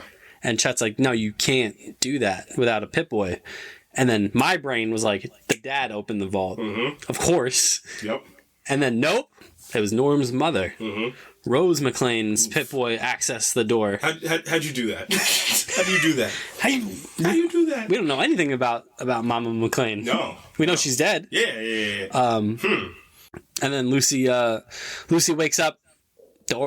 These incompetent, drug-addled, hilarious organ harvesters. She zaps old Snippy, and then here we go. We see it. We see Lucy starting to turn the tides a little bit on the California wasteland when she kind of holds these guys hostage, and she's like, because she sees as she's being walked in, she sees a bunch of ghouls in cages. Yeah, release the ghouls. She's still got her. Yeah. Her goodness, but she fires a dart of a Braxo cleaner into the couch between them, and she's like, snip, snip, tell him what a Braxo cleaner does. And he's like, it's extremely poisonous. And they're like, oh, sheesh. Yeah. She inadvertently kills both of them because she releases all the ghouls. Including the feral ghouls. Including Martha. Why did you say that name? Yeah, so because they release most of them and they're like, thank you, whatever the case is. And the guy's like, and then she turns and she sees that there's a couple that are still locked up. And she's like, no, I said all of them. And they're like, lady, you really don't want us to let these ones go. And she's like, no, I really do. And she does. And Martha comes out because the feral ghouls show up, kill the two organ harvesters. One survives, kills the other ghouls, and then it's just Lucy and Martha.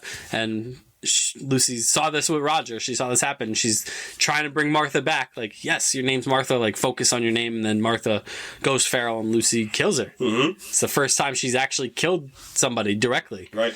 So you see those things just chipping away. Yep. Lucy and then escapes and gives the ghouls. She emerges half. She has like a leather bandolier on. Her vault suit is like dropped down to like it's just her tank top. Like it's a great kind of just visual storytelling thing. I'm starting to get this. Yeah, like it's a great visual storytelling thing of, she's not, perky proper in the just wearing the vault suit. Like her hair's down now, and she drops the drugs off with Cooper, and she's like, maybe I will become you one day, but I'm not gonna ever be anything like you. And then she lets out one of my favorite lines in the whole show, because Cooper makes fun of her for her when she's like, "You're violating the golden rule. Like, do others as you would have them do to you." And Cooper's like, "Oh my god, like, shut up." But he does have that nice line with her earlier where when she's drinking the water and he's like, "There she is. There's that little killer." And then, this all comes back around when she drops the drugs off for him and she goes, "Golden rule, motherfucker." Yep. First time she ever cursed in this whole show. And it's so well done, like so well deployed. And then, so he goes at the end of the episode, man, the tags they leave with him are absolutely incredible, because he goes in, finds a whole pot of this concoction that he needs to stay alive. And who does he see playing on the TV that those two dumb idiots were watching? They're watching his old westerns.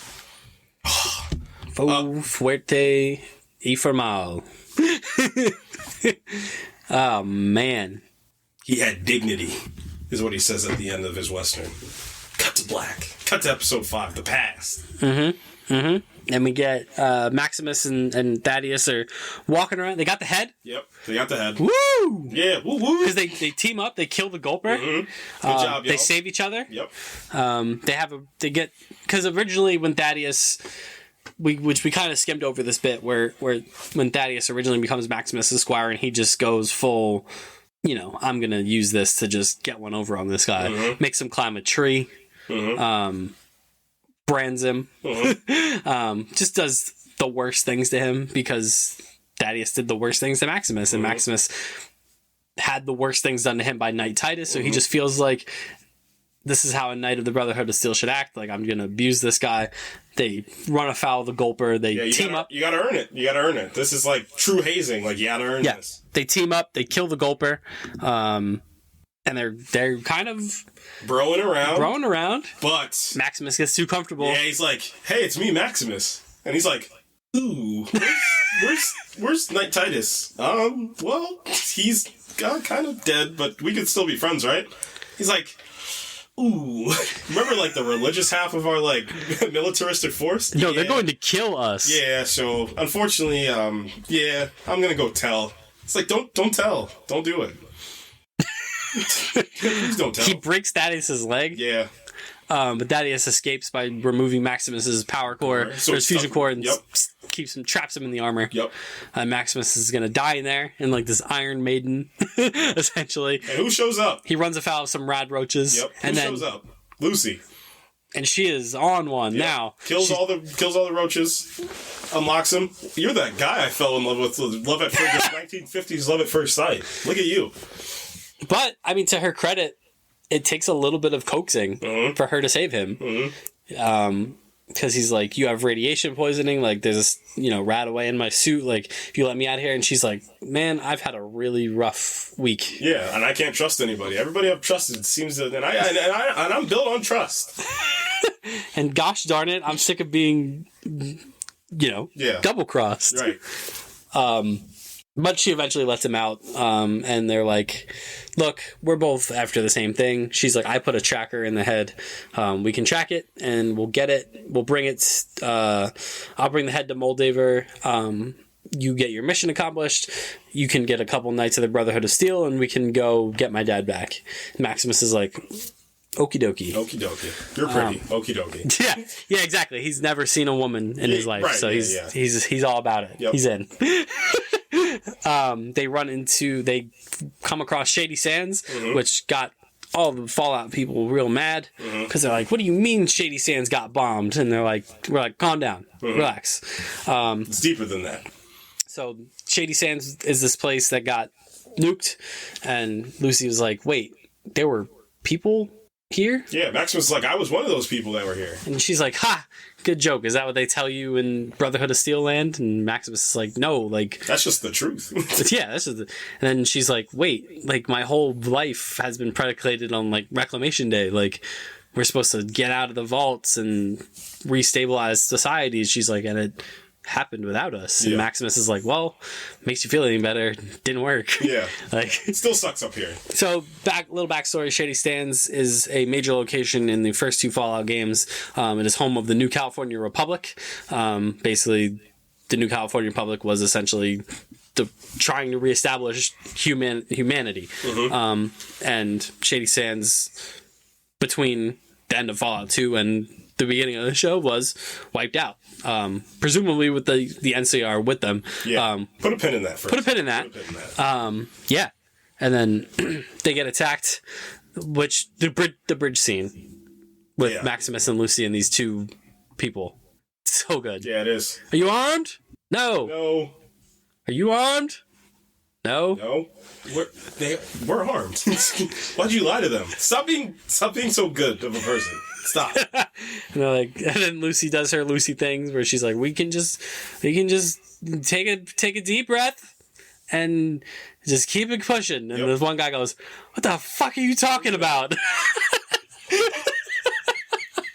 The Maximus, from the beginning, knows we're not going to trust them. You realize that, right? She's just like, why not? They're walking with their hands up. We're walking with our hands up. He's like, you got to be the dumbest person. But I still love you, but you're just kind of stupid. And then, the woman crossing the bridge smiles, and you see her just completely rotted teeth. And Maximus was like, oh, yeah, they're going to try to murder us in a moment. We find out that these people are cannibals. They're fiends. Yeah, they're fiends. My father was a drinker and a fiend. They eat people. And Lucy's like, of course they do. Like, this place sucks. I hate this. Meanwhile, back at Vault 33, it's election time. Venom 3 somewhere is like, oh no. Oh no, it's an election. We should move up so we don't have to contend with, or they should move back so they don't have to contend with us. Yeah. Woody's like, you know what? I ran a great campaign. I put up 13 signs across the entire vault. Yeah, so it's Reg, it's Betty, it's Woody. They're running against each other. Yeah. There's no way that this was rigged, right?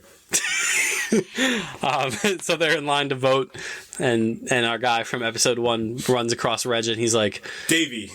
Davey's just like, I'm gonna vote for Betty. You don't have to tell me, Davey. It's fine.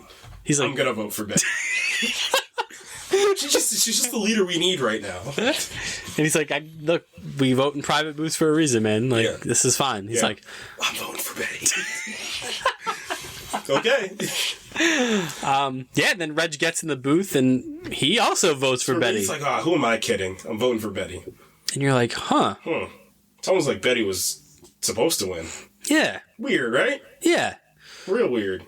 So Norm's goes back to poke around in Vault 32 and he comes across the computer and he finds out that every Vault Overseer of Vault 32 and 33 have all come from Vault 31. Huh. Including Norm's dear old dad, Hank, also came from Vault 31. Huh. Interesting. Very interesting. Weird, huh? And then, even weirder, Betty is like, hey, new plan, great plan. We're going to segment our population. Yeah. We're going to send some of our folks over to Vault 32 and we're just rebuild. And they go to Vault 32 and Norm is like, oh, yeah. Ooh. And then they get there and it's all clean. Yeah. And Norm can't say anything because he wasn't supposed to be there. And then he gets into the Overseer's office and the computer is smashed. Yeah. And then Betty comes in and she's like, find anything interesting? And Norm is like, yeah, I did. You've been Vault 32. and he's like, how's you came from Vault 31, right, Betty? She's like, Vault 31's the best. We're the best.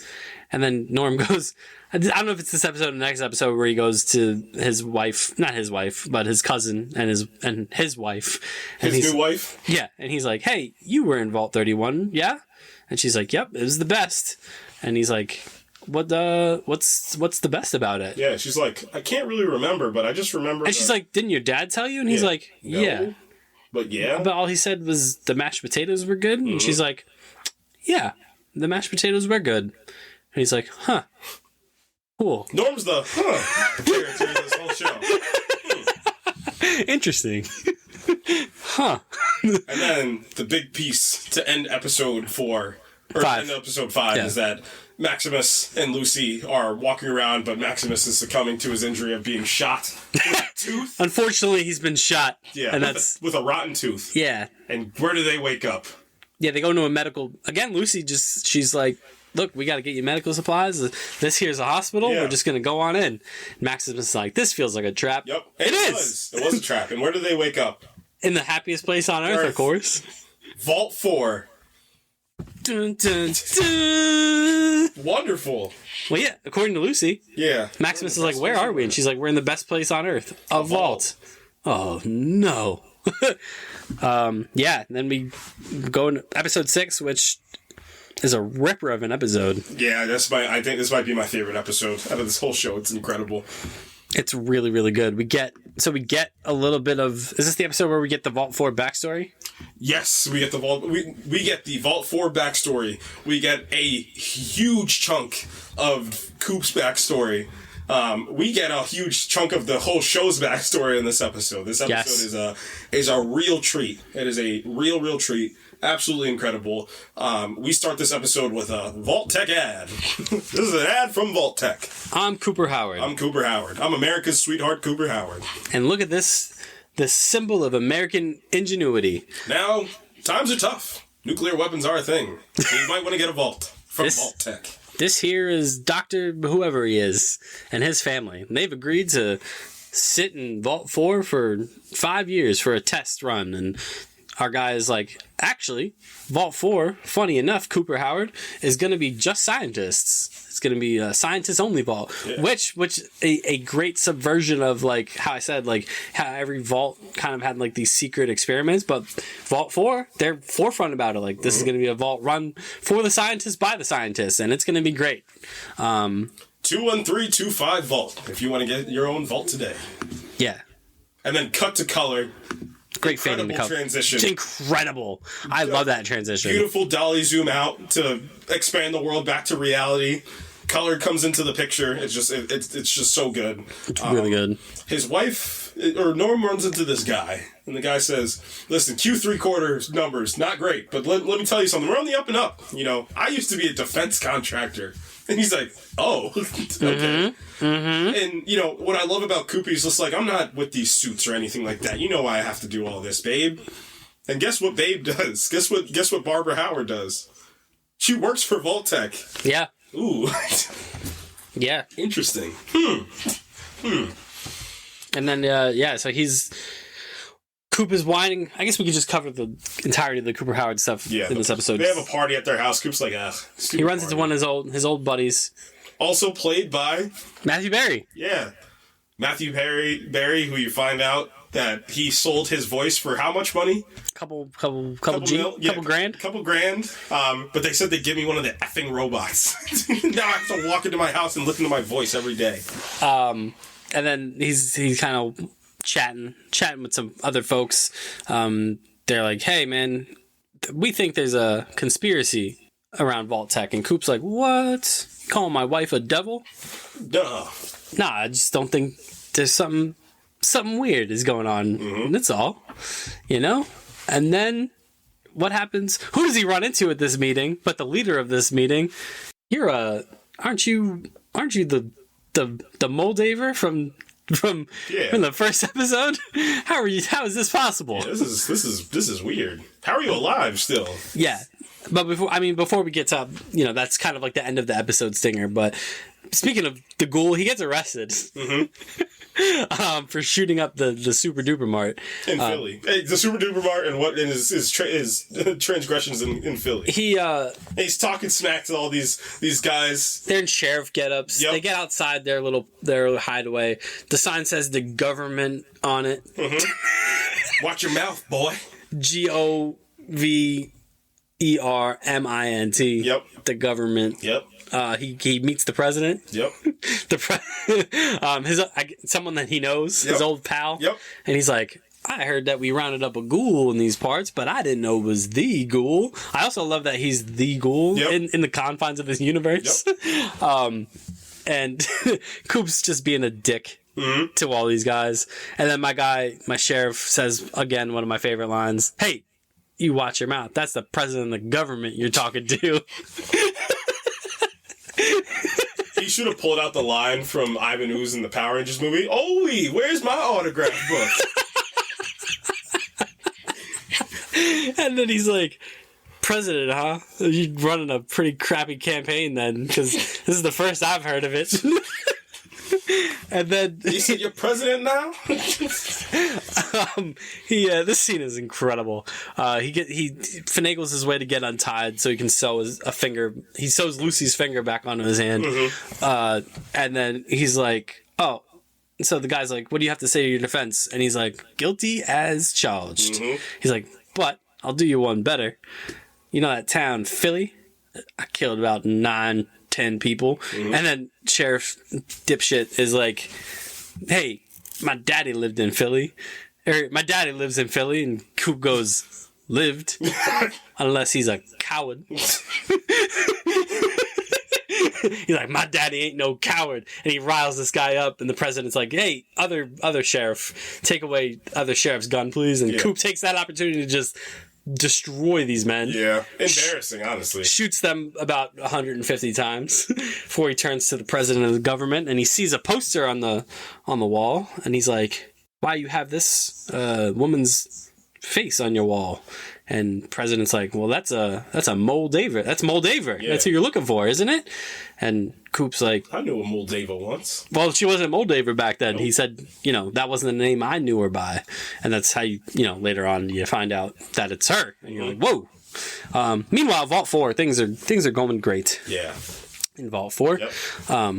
I love the flip that Lucy and Maximus do. Yep. Where Maximus is like, this sucks. This is a cult. Yep. Like he's like, this is a cult, right? And she's just like, what? The Vault? The Vault? You're in a cult. Yeah, actually. Idiot. I love my place. She runs across Birdie, who's, this great person. She runs into, you're Chris Parnell, aren't you? Yeah. And Chris Parnell. Your television's Chris Parnell. You have one eye, Chris Parnell. What's going on?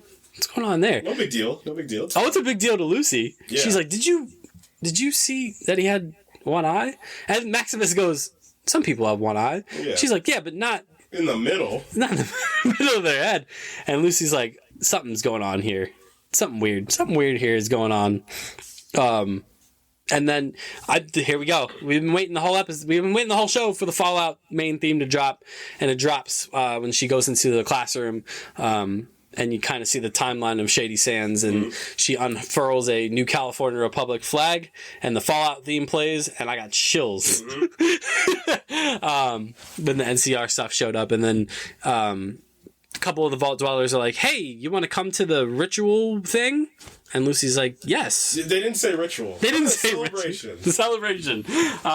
And then she gets there, and people there's chanting. Yeah, well, it starts off fine. It's like, it seems quasi like a religious gathering. Like, yeah. It's normal, singing and, hand gestures. And then, but what they do is just absolutely incredible because, taking the past and the present, like I said. So, while this is all going on Coop's end, Coop has been spying on his wife. So Coop starts to understand that something's going on. Like, Vault-Tec's up to something. And unfortunately, the big reveal that he learns is that his wife's one of the conspirators to this, too. So Coop goes to, spy on his wife, but he goes to meet this woman. And who would that woman be that he meets? Other than Moldaver. So while they're intercutting these two things, like the reveals for both of them, these horrifying reveals keep coming. So Lucy's like, ooh, this is nice. All this togetherness. And then they start getting naked and she's like, okay. Yeah, she's kind of rolling with it. Yeah. I mean, she's like, I'm going to keep my clothes on personally. And then, And we did miss the beginning of the episode when Lucy and Maximus are in the thing and she's like, you want to have sex? Yeah. And he's like, nah. No, I can't do that thing. You know what happens when when guys get excited. And then she's like, okie dokie. Okie dokie. And just lays down. Yeah. But yeah, we're gonna save the Max. We should save the Maximus part for the end because it's the most adorable thing about this whole episode. Everyone takes their clothes off, and she's like, "Okay," and then they start praying to someone known as the Flame Mother, and you're like, "Well, this sounds cultish." Yeah, she's like, "Was Maximus right?" And then who gets revealed on both ends of the spectrum? Well, they're also, and then one of the lines in the ritual is, we're gonna take the ashes of the victims of Shady Sands and we're gonna spread them on our. Because Lucy's like, "Oh, this is nice. I got a little face paint kind of action," and then she's like, "We're gonna spread the ashes of our friends and family from Shady Sands," and Lucy's like, "Oh God, wow, nice." This is a cult. This is the cult that they talk about. And then we see the Flame Mother revealed, and who is it? Who is it? It's Moldaver. It's Moldaver, and who gets revealed in the past? It's Moldaver. It's Moldaver. She's all over the place. She is all over. I saw our family scattered across time. Shout out Paul Atreides. She's suddenly everywhere in this show, and you're like, what the? Yeah, this is a cult. Oh no. All right, let's talk about Maximus, because it's the cutest thing ever. It's adorable. Yeah. So Maximus is apprehensive. He's like, we're in a cult, right? Well, he was going to steal the fusion core. Yeah, I'm just going to steal the cute fusion core and leave. And she's like, no. You get healed up. Hear them out. Maximus gets to his room, and then the nice 1950s music starts playing. Well, Birdie also gets him in the room by being like, there's a hot shower. Yeah, he's like, I haven't showered since I was He goes... I haven't showered. Yeah, he goes, when you say... hot shower. Yeah. I've never experienced water on my skin other than sweat. This is something. He gets there. He gets in his little room. Welcome basket with all sorts of goodies and treats. Like caviar. Yeah. Sugar bombs, caviar, champagne. He showers. Yep. He's loving it. Yeah. He's like, cult's bad? Question mark. Cult's good? Question mark.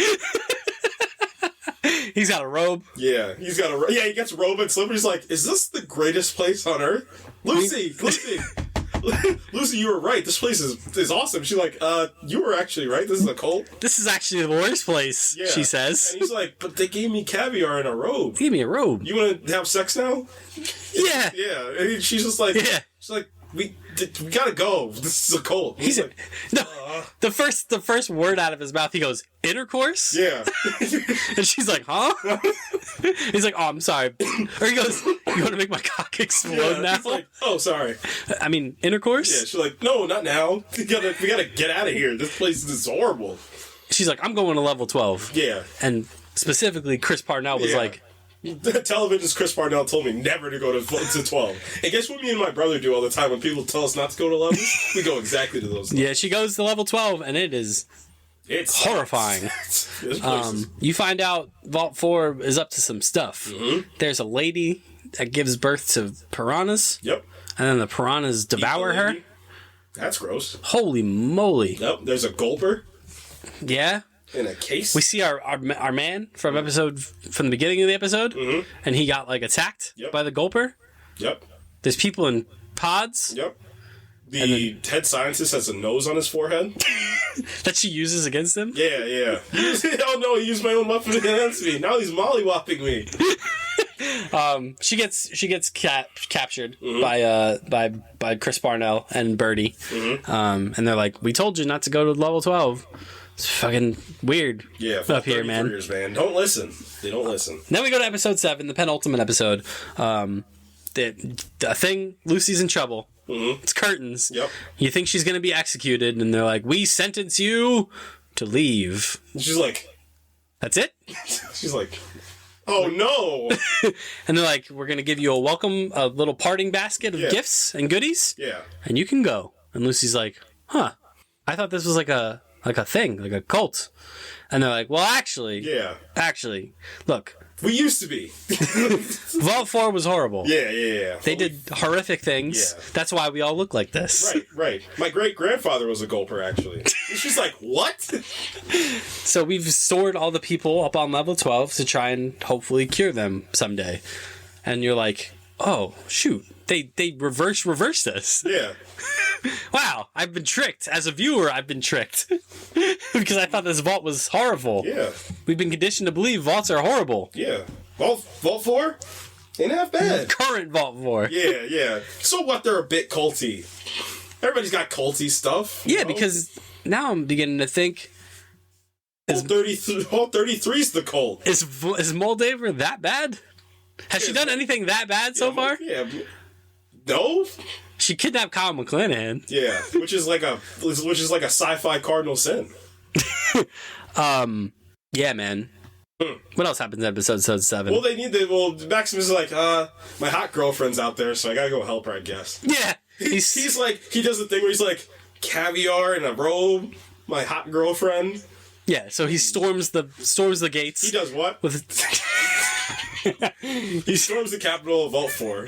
With his power armor. He's throwing people around. Yeah, and she's like, wait. They're actually not villainous. And he's like, really? You're giving me whiplash, Lucy. Yeah. God, I guess we're going. Yeah, so they just leave. I wish they would have had a line at the end of when they left Vault 44, like effing Vault 44 or Vault 4. He did steal the power core, the fusion core. And she's like, "Can you give that back?" He's like, "Ugh." Fucking vault dwellers. He drops the power core back down the chute, and he hear a "thank you" from the residents of Vault 4, which is really, really good. Thaddeus ditches the dog. Mm-hmm. Stop doing that. Yeah. Contacts the Brotherhood. He's like, look, I got the thing. Yeah. But Thaddeus is injured. And he runs into that one fake doctor that's such a video game NPC, he's such like a Fallout, but like also kind of like a Skyrim-esque NPC, where he's just like, I have these magical cures for you. Magical wares that can cure any injury. Yeah. And you're like, get lost. Yeah. But he was actually right, to much of his surprise as well, too. He's like, oh shoot, that worked. Nice. Yeah, heals him instantly. But you're now a ghoul. Oh no. Yeah, because he runs into Lucy and Maximus again. Small world that they just caught up. They caught up to him. Mm-hmm. And the Brotherhood is here. Here they come. Yep. Here comes the Brotherhood, and Thaddeus runs away. Yep. Thaddeus runs into Fred Armisen. Incredible cameo. Thaddeus runs away. Lucy is going to go to Moldaver, and Maximus stays behind to be taken in by the Brotherhood. Yeah, I love you. Goodbye. She takes Michael Emerson's head. Maximus takes a random head. They're not going to tell the difference between these heads. Sure, surely not. Meanwhile, back at the ranch, back in Vault 33, Norm goes into Vault 31, and that's all we get. Yep. And then we go back to the back to the past. So Moldaver in the past basically says Vault-Tec has assembled a conglomerate of war profiteers, and they think about it, Coop. Think, Coop. Yeah, she says. You're not thinking.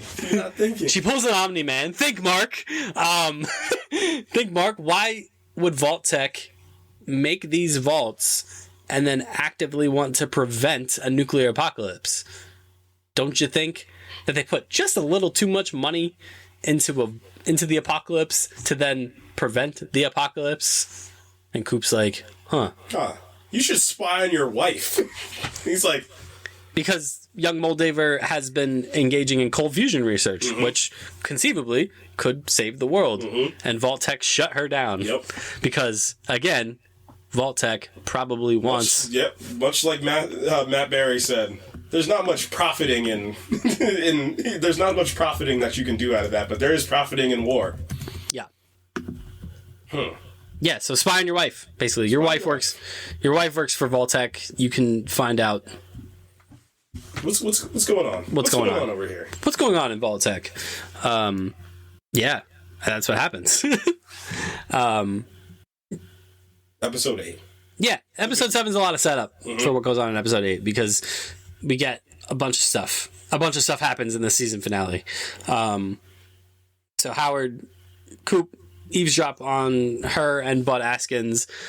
A big part of this episode is we finally find out what the deal with Vault-Tec is. So Coop is with Bud Askins and his wife, and they go into a meeting where Cooper then listens in on this meeting of Bud and Cooper's wife representing Vault-Tec.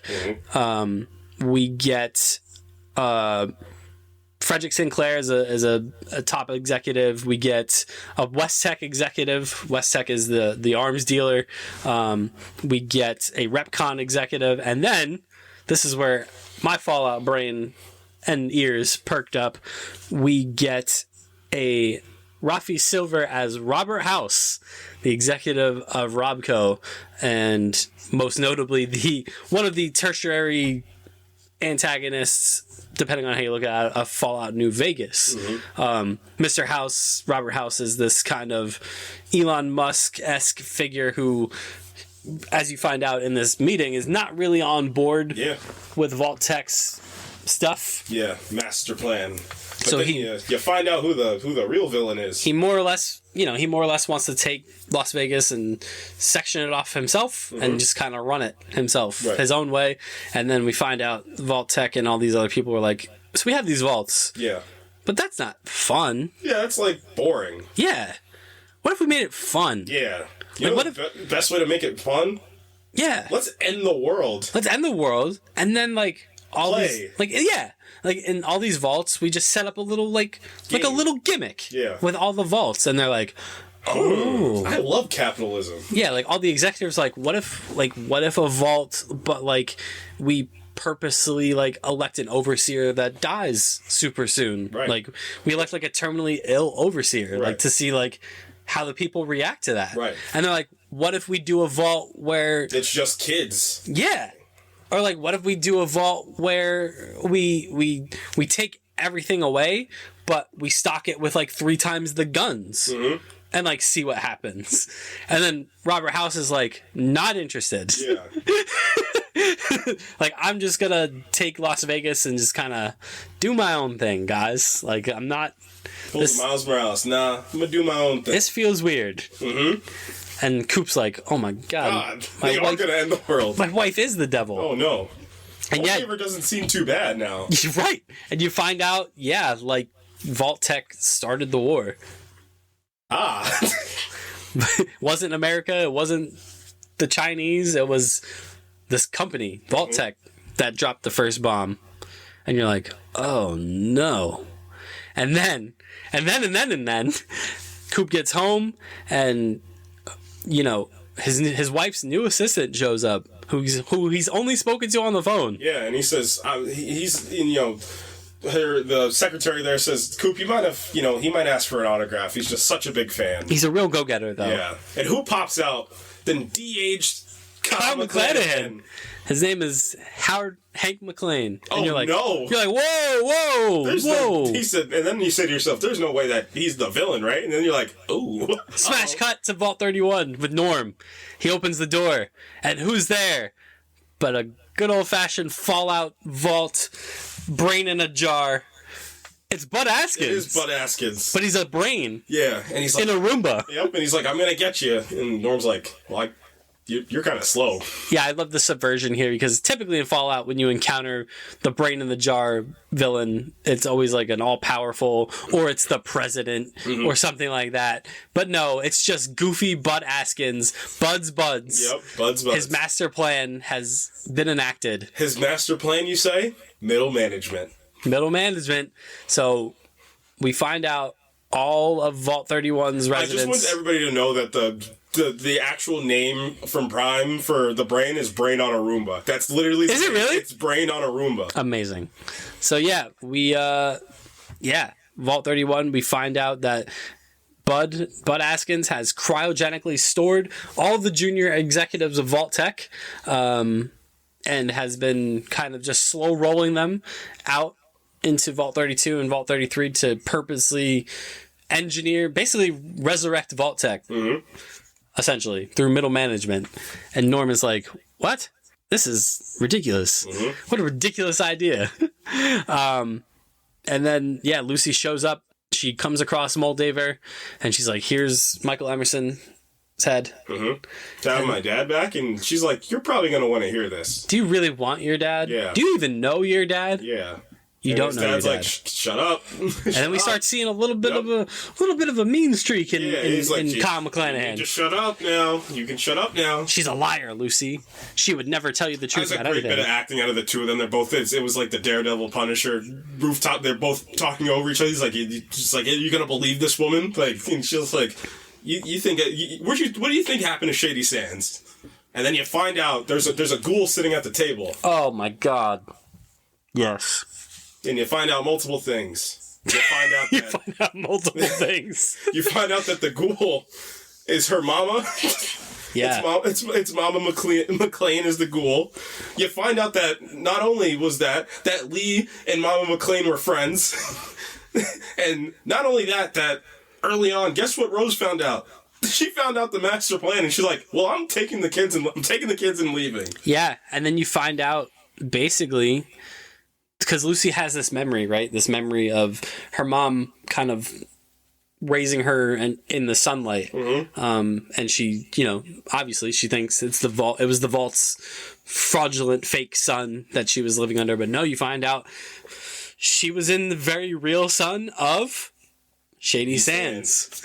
Her mom, when she found out the plan, she absconded with Lucy and Norm, raised them in Shady Sands, and Hank found them, and just out of pure vengeance, nuked Shady Sands. Mm-hmm. Hank was the architect of the destruction of Shady Sands, altering the course of not just his daughter's life, but Maximus's life. Because guess where Maximus is from? Shady Sands. He was a young little puck in Shady Sands.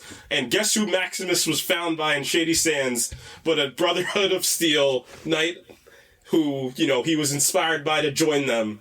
And that's what he wanted to be when he grew up. So Hank McClane is... The stories are weaving. Hank McClane is the villain of this season of Fallout, as you find out. And you're like, oh no. Oh no, bro. And, Moldaver is like, you have to convince your father to give me the code to unlock the cold fusion reactor so I can restore power to Los Angeles. Yeah.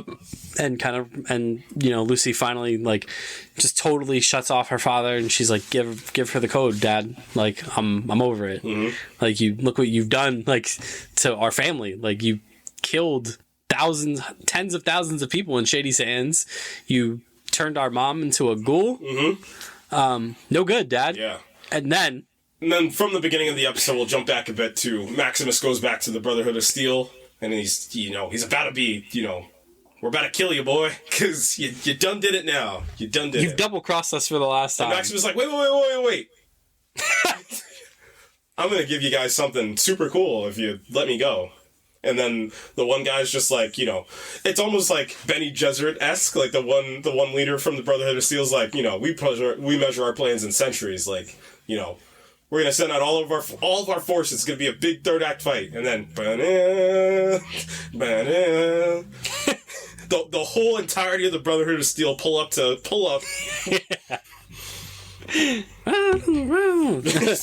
It's like Vietnam. Good morning, Shady Sands. Come on, man. That's good. Yeah, the Brotherhood rocks up because we also find out that Maximus's friend put the blade in their own boot. Yeah. Because they were afraid of leaving. Mm-hmm. It was going to be like a death sentence to go out there. And they were probably right. Yeah, because then it happens. The war happens. The battle happens. Yeah, and it's a good-looking battle, man. Yeah. Great. They saved all the battle budget for this episode. Mm-hmm. It's the Brotherhood versus the remnants of the New California. You find out that Moldaver's group is essentially remnants of the New California Republic. Mm-hmm. And yeah, she activates the cold fusion reactor while the Brotherhood is here. It's not much of a fight. Mm-hmm. The Brotherhood's power is just overwhelming. They overwhelm Moldaver's forces. But meanwhile, who shows up but the ghoul? Yep. Because he's got his own vendetta to settle. Mm-hmm. And just cut to one of the best scenes where he's like, I bet you boys feel real powerful in that armor, don't you? Mm-hmm. He's like, I would know. I wore it myself. He's like, except there's one little flaw right under the flaw in the welding, right under the chest plate. And his brother guy looks down and Coop's like, I wonder if they fixed it. And then he fires his gun into this Brotherhood of Steel guy and kills him instantly. Mm-hmm. And you're like, oh, snap. Yeah. He cuts the lights off and they're like, kill that ghoul.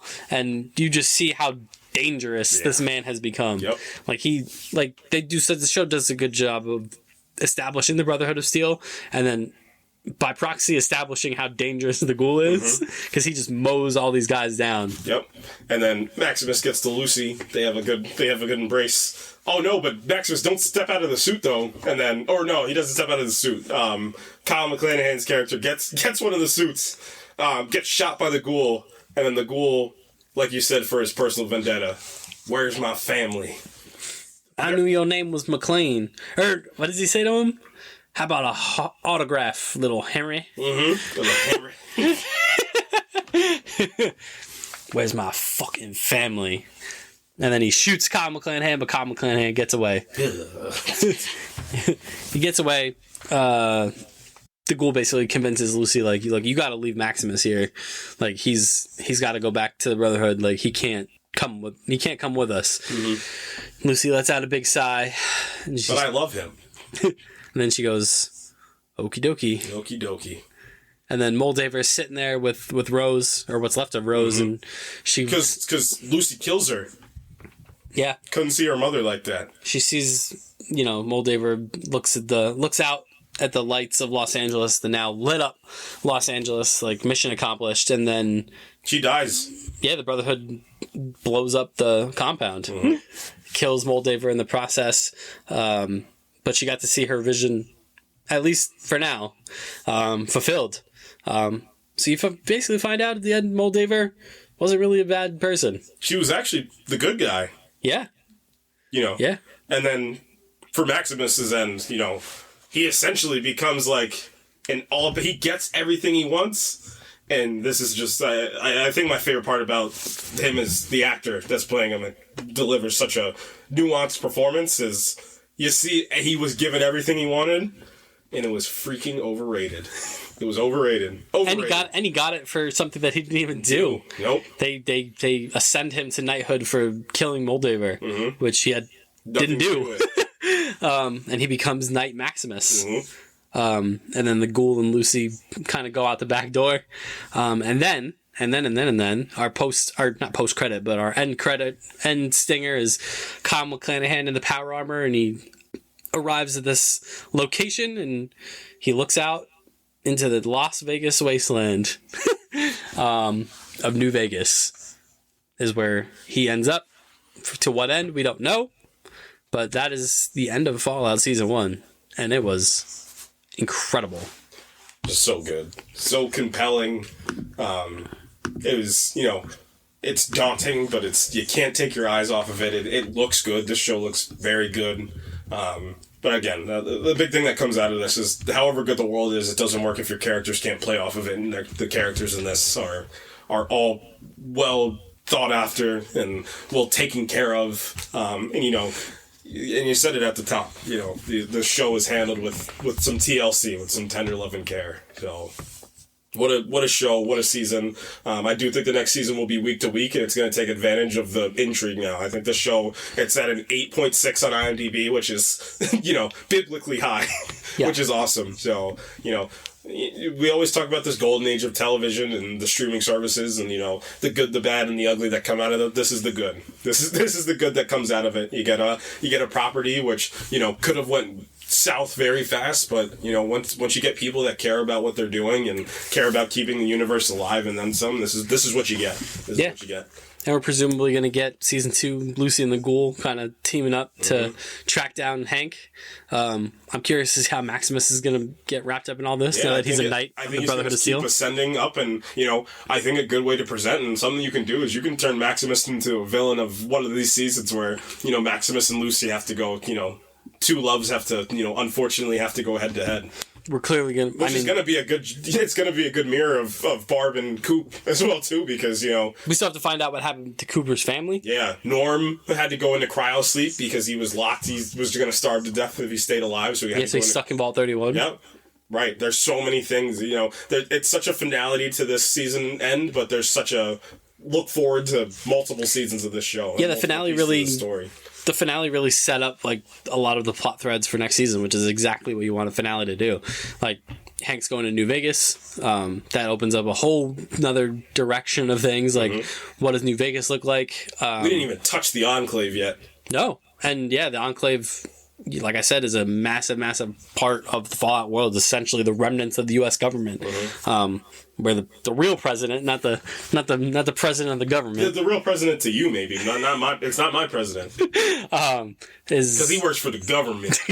That's the president of the government you're talking about. Is that right? Yeah, the Enclave. I feel like they could save the Enclave for seasons down the line and not even touch them for a while.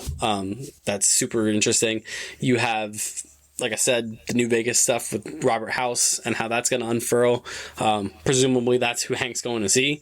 I would imagine he's going to see Robert House because he knows who he is, as part of Robco and knowing what House's deal with New Vegas was. So that's super interesting. Coop's family, like you said, is a big mystery because you would have assumed based on the day the bombs fell that they were maybe killed, but that's not the case. It looks not the case if he's still looking for them, and he apparently seems to think Vault-Tec had something to do with it. And it makes sense that Barb would keep herself alive, but who knows what happened to their daughter as well too. And then more vaults. I'm imagining we're gonna visit. Vaults. We'll visit more vaults, more creatures. More creatures. Probably gonna get a Deathclaw in the second season. I would imagine the infamous Fallout Deathclaw. I would imagine we'd get. I mean, really, the potential is limitless for, and I love like this to me. Like if you're gonna adapt. Obviously, certain video games you have to adapt the story, right? Like The Last of Us. Right. Like you couldn't just do The Last of Us and set it in The Last of Us universe and create new characters. No. Probably wouldn't have worked. Nope. But this, where the main character throughout the entire series is a new character each time. It's always a reflection of the player. However the player wants to play is how the character plays out. And there's a level of ambiguity that comes with that. Yeah. So a show like this, Fallout, you don't have to base it on a storyline of the game. And then that really lets a good writer like Jonathan Nolan flex, like why they are a good writer. Yeah. You've essentially, and I think Jonathan Nolan even said it leading up to the show, like, people asked Todd Howard about the owner of Bethesda, like, what's going to happen with Fallout 5? And Jonathan Nolan was like, this is kind of it. Yep. This kind of is Fallout 5. Like, it's set in the same universe. It's just a new story. And that's, that is Fallout. Like, so you're basically seeing Fallout 5 play out before you, with these characters. I like that a lot. And I think that's a great, great place for it to be because, like I said, you could see this thing running for 3, 4, 5, 6 seasons, if everyone wants to stay on board with it. Right. That's Fallout. So good, man. I was so pleasantly surprised. I would not be surprised. Ron Perlman famously does the narration for all the Fallout games. Yeah. It's Ron Perlman's voice that ushers the infamous line that Barb says in episode 8, "War never changes." It's a Ron Perlman line from all of the Fallout games. So I wouldn't be surprised if they got Ron Perlman in to do maybe a recap, season 1 recap. I could definitely see them doing something like that. Helen Mirren did for Barbie type of thing. Yeah, I could definitely see them getting Ron Perlman in to do like a season 1 recap and then probably just end the recap with war never changes. And then obviously we know Aaron Paul, Jonathan Nolan's guy from Westworld, and it might be in some other show that might or might not be famous. Who knows? Notoriously said, I'm down. Aaron Paul's a big Fallout fan. So. And he's like, I'd be down. I'd be down to do Fallout. So I do think that they're going to usher in Aaron Paul as one of the new main characters, whether he be a ghoul, whether he be a Vault-Tec employee, that's going to be seen. But I think that's going to be a fun addition. Obviously, Moldaver's dead, and I don't know if you feel the same way, but Aaron Paul seems very wastelandy. So I feel like you can get him into... I mean, what they could do... And I don't know if they would do this, but since you're setting the series in New Vegas, at least part of the second season in New Vegas, you could just make Aaron Paul the Courier, was the main character of Fallout New Vegas, and just make him Courier 6, and like give Aaron Paul like the extension of the Courier story. Right. You could do that. I don't know if they would, but that would be kind of neat. Right. But that he would be the first character to get pulled from the games into the live action, which would add, it would give credence to the fact that, this is Fallout 5, essentially. This show is Fallout 5. Yeah, so I mean, if you're going to get someone like Aaron Paul, you're going to set the show in New Vegas, part of the show anyway. I don't think the whole season's going to take place in New Vegas, but I don't know. That could be an avenue they go. They could just make Aaron Paul the Courier. Because, the Courier, of all the Fallout protagonists, has a very interesting backstory in the sense that he's not a Vault Dweller, or they are not a Vault Dweller. It's more they're tasked with bringing the Platinum chip to Mr. House, which is essentially like it upgrades his operating system so that he can successfully run New Vegas. And then the Courier gets shot in the head in the beginning of the game. And then the mystery of the game is you have to find out who shot you, basically. So I could see Aaron Paul, they canonize the Courier and make that Aaron Paul. That'd be super cool. Yeah, and he's probably going to get a super cool backstory because that's what this show's all invested in. Yeah. Any other, since we're speaking to Aaron Paul, and any other actor or actress you'd want to see in this universe that you think would play well in this universe? In Fallout, huh? That's a great point. I'm trying to think of Amazon stable, Steven Yeun? Does he want to go back to a Wasteland show? Carl Urban, I could see working really well. Oh my God, Carl Urban would work real well in that. Oh, so I'm going to take your Carl Urban and I'm going to upgrade it to kind of the quasi-Lucy piece to it. I think Jack Quaid in that universe would be money, just for the same thought process. Yeah. Can I get a package deal of getting Jack Quaid and Dennis Quaid in that universe as a father-son? That'd be pretty good. Yeah, I could see Jack Quaid in this universe as like one of those guys. No. That'd be pretty good. Steven Yeun, that would be a good one. Like I said, I don't know if he would bring himself back to a post-apocalyptic wasteland. J.K. Simmons also in there would be some all types of fun. Make J.K. Simmons the president of the Enclave. Oh my God, that's actually a genius plan. That's actually one of the most genius plans you've had. Aaron Paul, yeah, I feel like this show could benefit from getting some listers in there, some more A-listers in there. Sure. Or maybe not. Maybe it doesn't need it. Maybe it doesn't need it, but I feel like you have Sci-Fi's A-lister in Kyle MacLachlan though.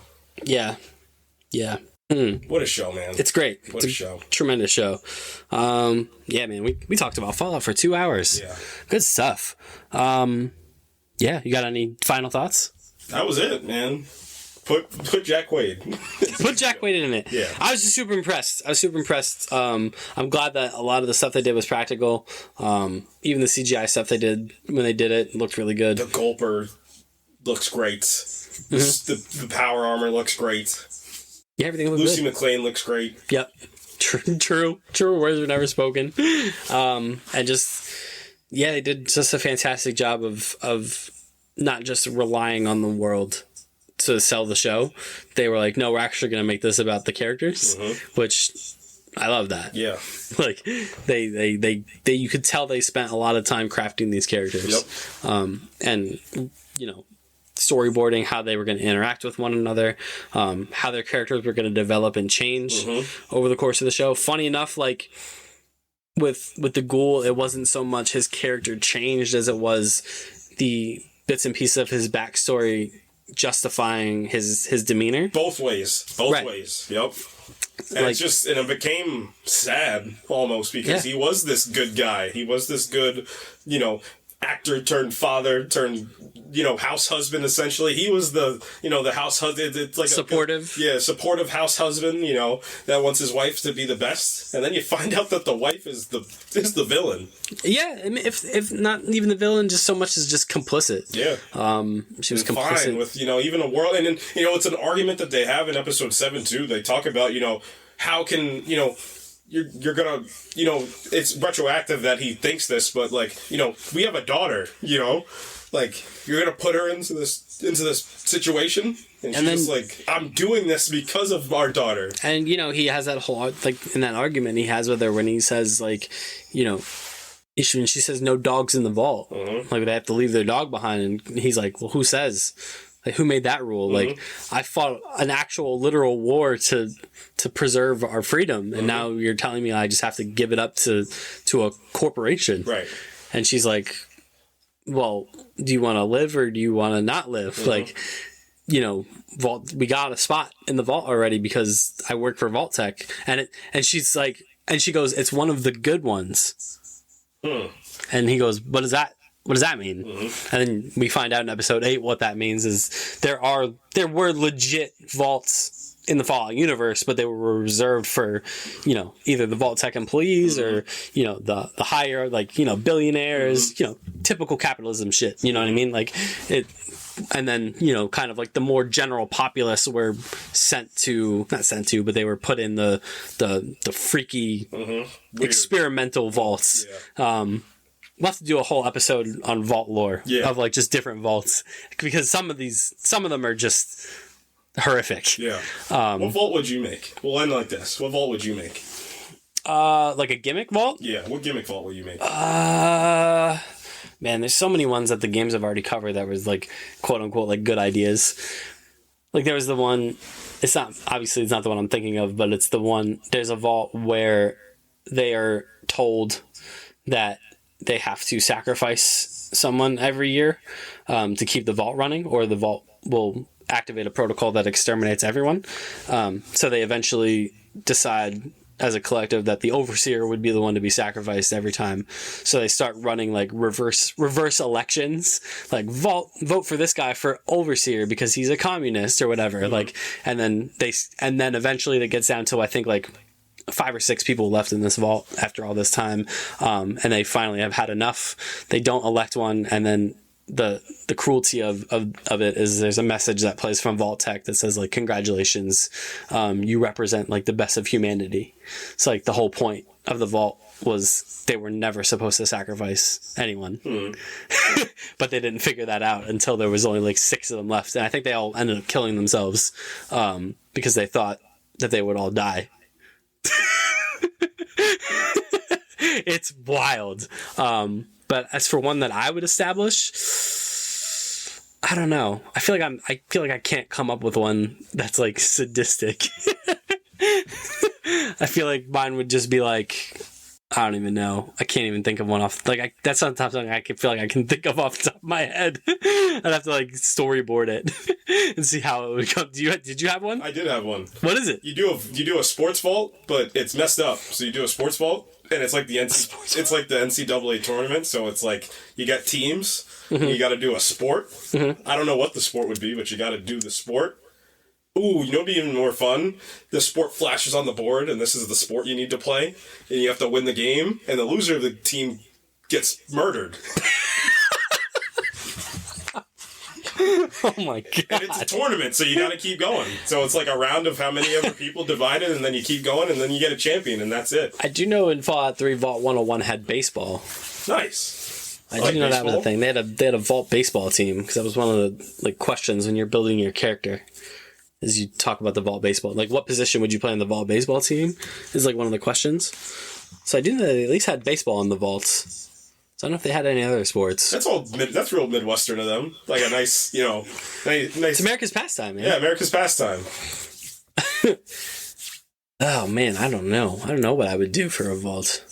Probably do like a almost like kind of like how like where Vault 33 was going, where you have like a council of overseers instead of like one overseer. Because I don't know if they ever did that. I think like every vault had like one overseer. So I feel like my social experiment would be like, well, how are you subservient to like a council? Like how does that look?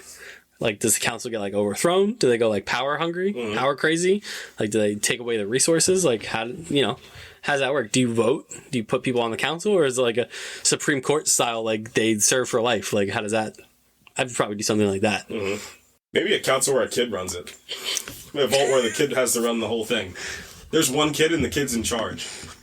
Oh no, it's just Joffrey from Game of Thrones. They have those 2 vaults that are like mirrors of each other, where I think it's like 99 men and 1 woman in a vault, and then there's another vault that's the opposite, and I'm just like, ooh. Yikes. Vault Tech, man. Horrible people. Terrible. That whole group, no good. They're just middle management. Buds. Buds. Well, that's going to do it for us this week. We had a blast. I see what you did there. My thumb or your thumb? Best song that they played?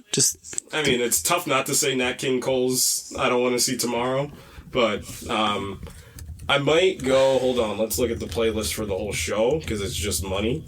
I might the Johnny Cash song that they play. I was gonna say that. So doggone lonesome when Maximus is just getting beat down. I'm a Johnny Cash simp, so that's not bad.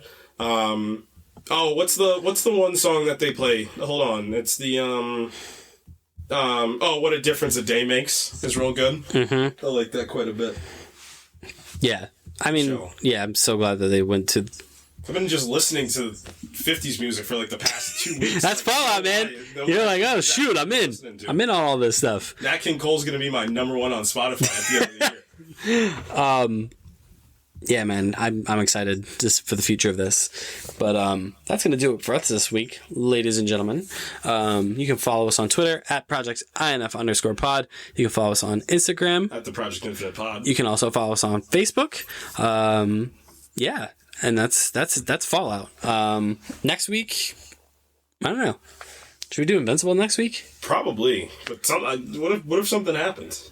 Something happens, something will happen. But tentatively scheduled, we'll talk about Invincible Season 2. I rewatched it recently, and it made me mad that they took that huge break. Yeah, because that show flows really well. Yeah, and Season 2 probably had a better flow than Season 1, which is crazy. Yeah, it just didn't feel necessary. There's so much energy that goes into that show as well too, and it's so compelling too.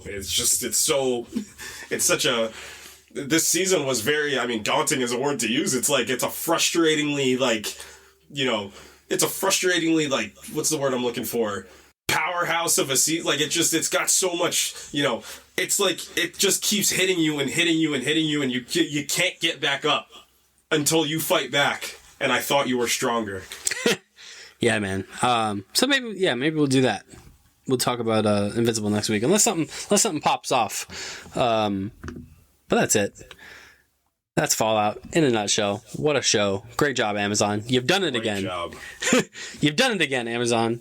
You're slowly catching up to Netflix. Yeah, it's just their quality is what's really keeping them together. Like all their projects, even like filmmaking wise, they all have quality to them. There's nothing that's just being released. So, hats off. Yeah. Oh no, is Amazon the corporate house that Fallout was trying to destroy? There's a meta commentary there that I'm not gonna touch it. But for me, from the careful, be very careful. You got to be real careful here, Fury. I mean, I can still say the Maximus of the podcast. Is that a good thing? Yeah. Is it? Yeah. Because he's I can't even say he's a good person, or he's like a person. Look, he stumbled upwards. All right. He did stumble upwards. He took advantage of every situation that he was given. Yeah. That's not a bad thing inherently. And he's like him. Like, he has a lot of moments where he does a lot of him things. Yeah, and nothing. He's an issue. Like, he's capable. He didn't ultimately betray his friend. No. I'm telling you, he's the it's a funny statement I just made, but it's probably he's the most person. He's not he shot first on those fiends, but he was also right. And he also protected Lucy. He's not a bad person. No. He's not an intrinsically good person. He just seizes on opportunities. He's a person. Yeah. He's a human. Yeah. But every decision, every action he made, wasn't the wrong choice in the sense, except when he saved the doctor. He's probably the objectively wrong choice. He's in the middle of succumbing to the wasteland and trying to take advantage of the wasteland. He's fucking my chickens. Maximus is yeah, get out of here. All right, see you later. But yeah. I really like this show, man. Yeah, it was so good. Such good stuff. Next show that's coming out is The Boys, I believe. Yeah. However, we will be watching Shogun, and depending on how that show goes for both of us, well, maybe it won't be a full episode, but we will talk about it if it's, as people are calling it, some of the best television that's ever been released. Yeah, they're saying it's like a Game of Thrones rival, right? It's insane, but the amount of people that are saying that does make me question. Yeah, I'm in. Yeah, me too. All right, man. Well, until next week, we'll probably talk about Invincible, but until then, goodbye. Okie dokie. War never changes.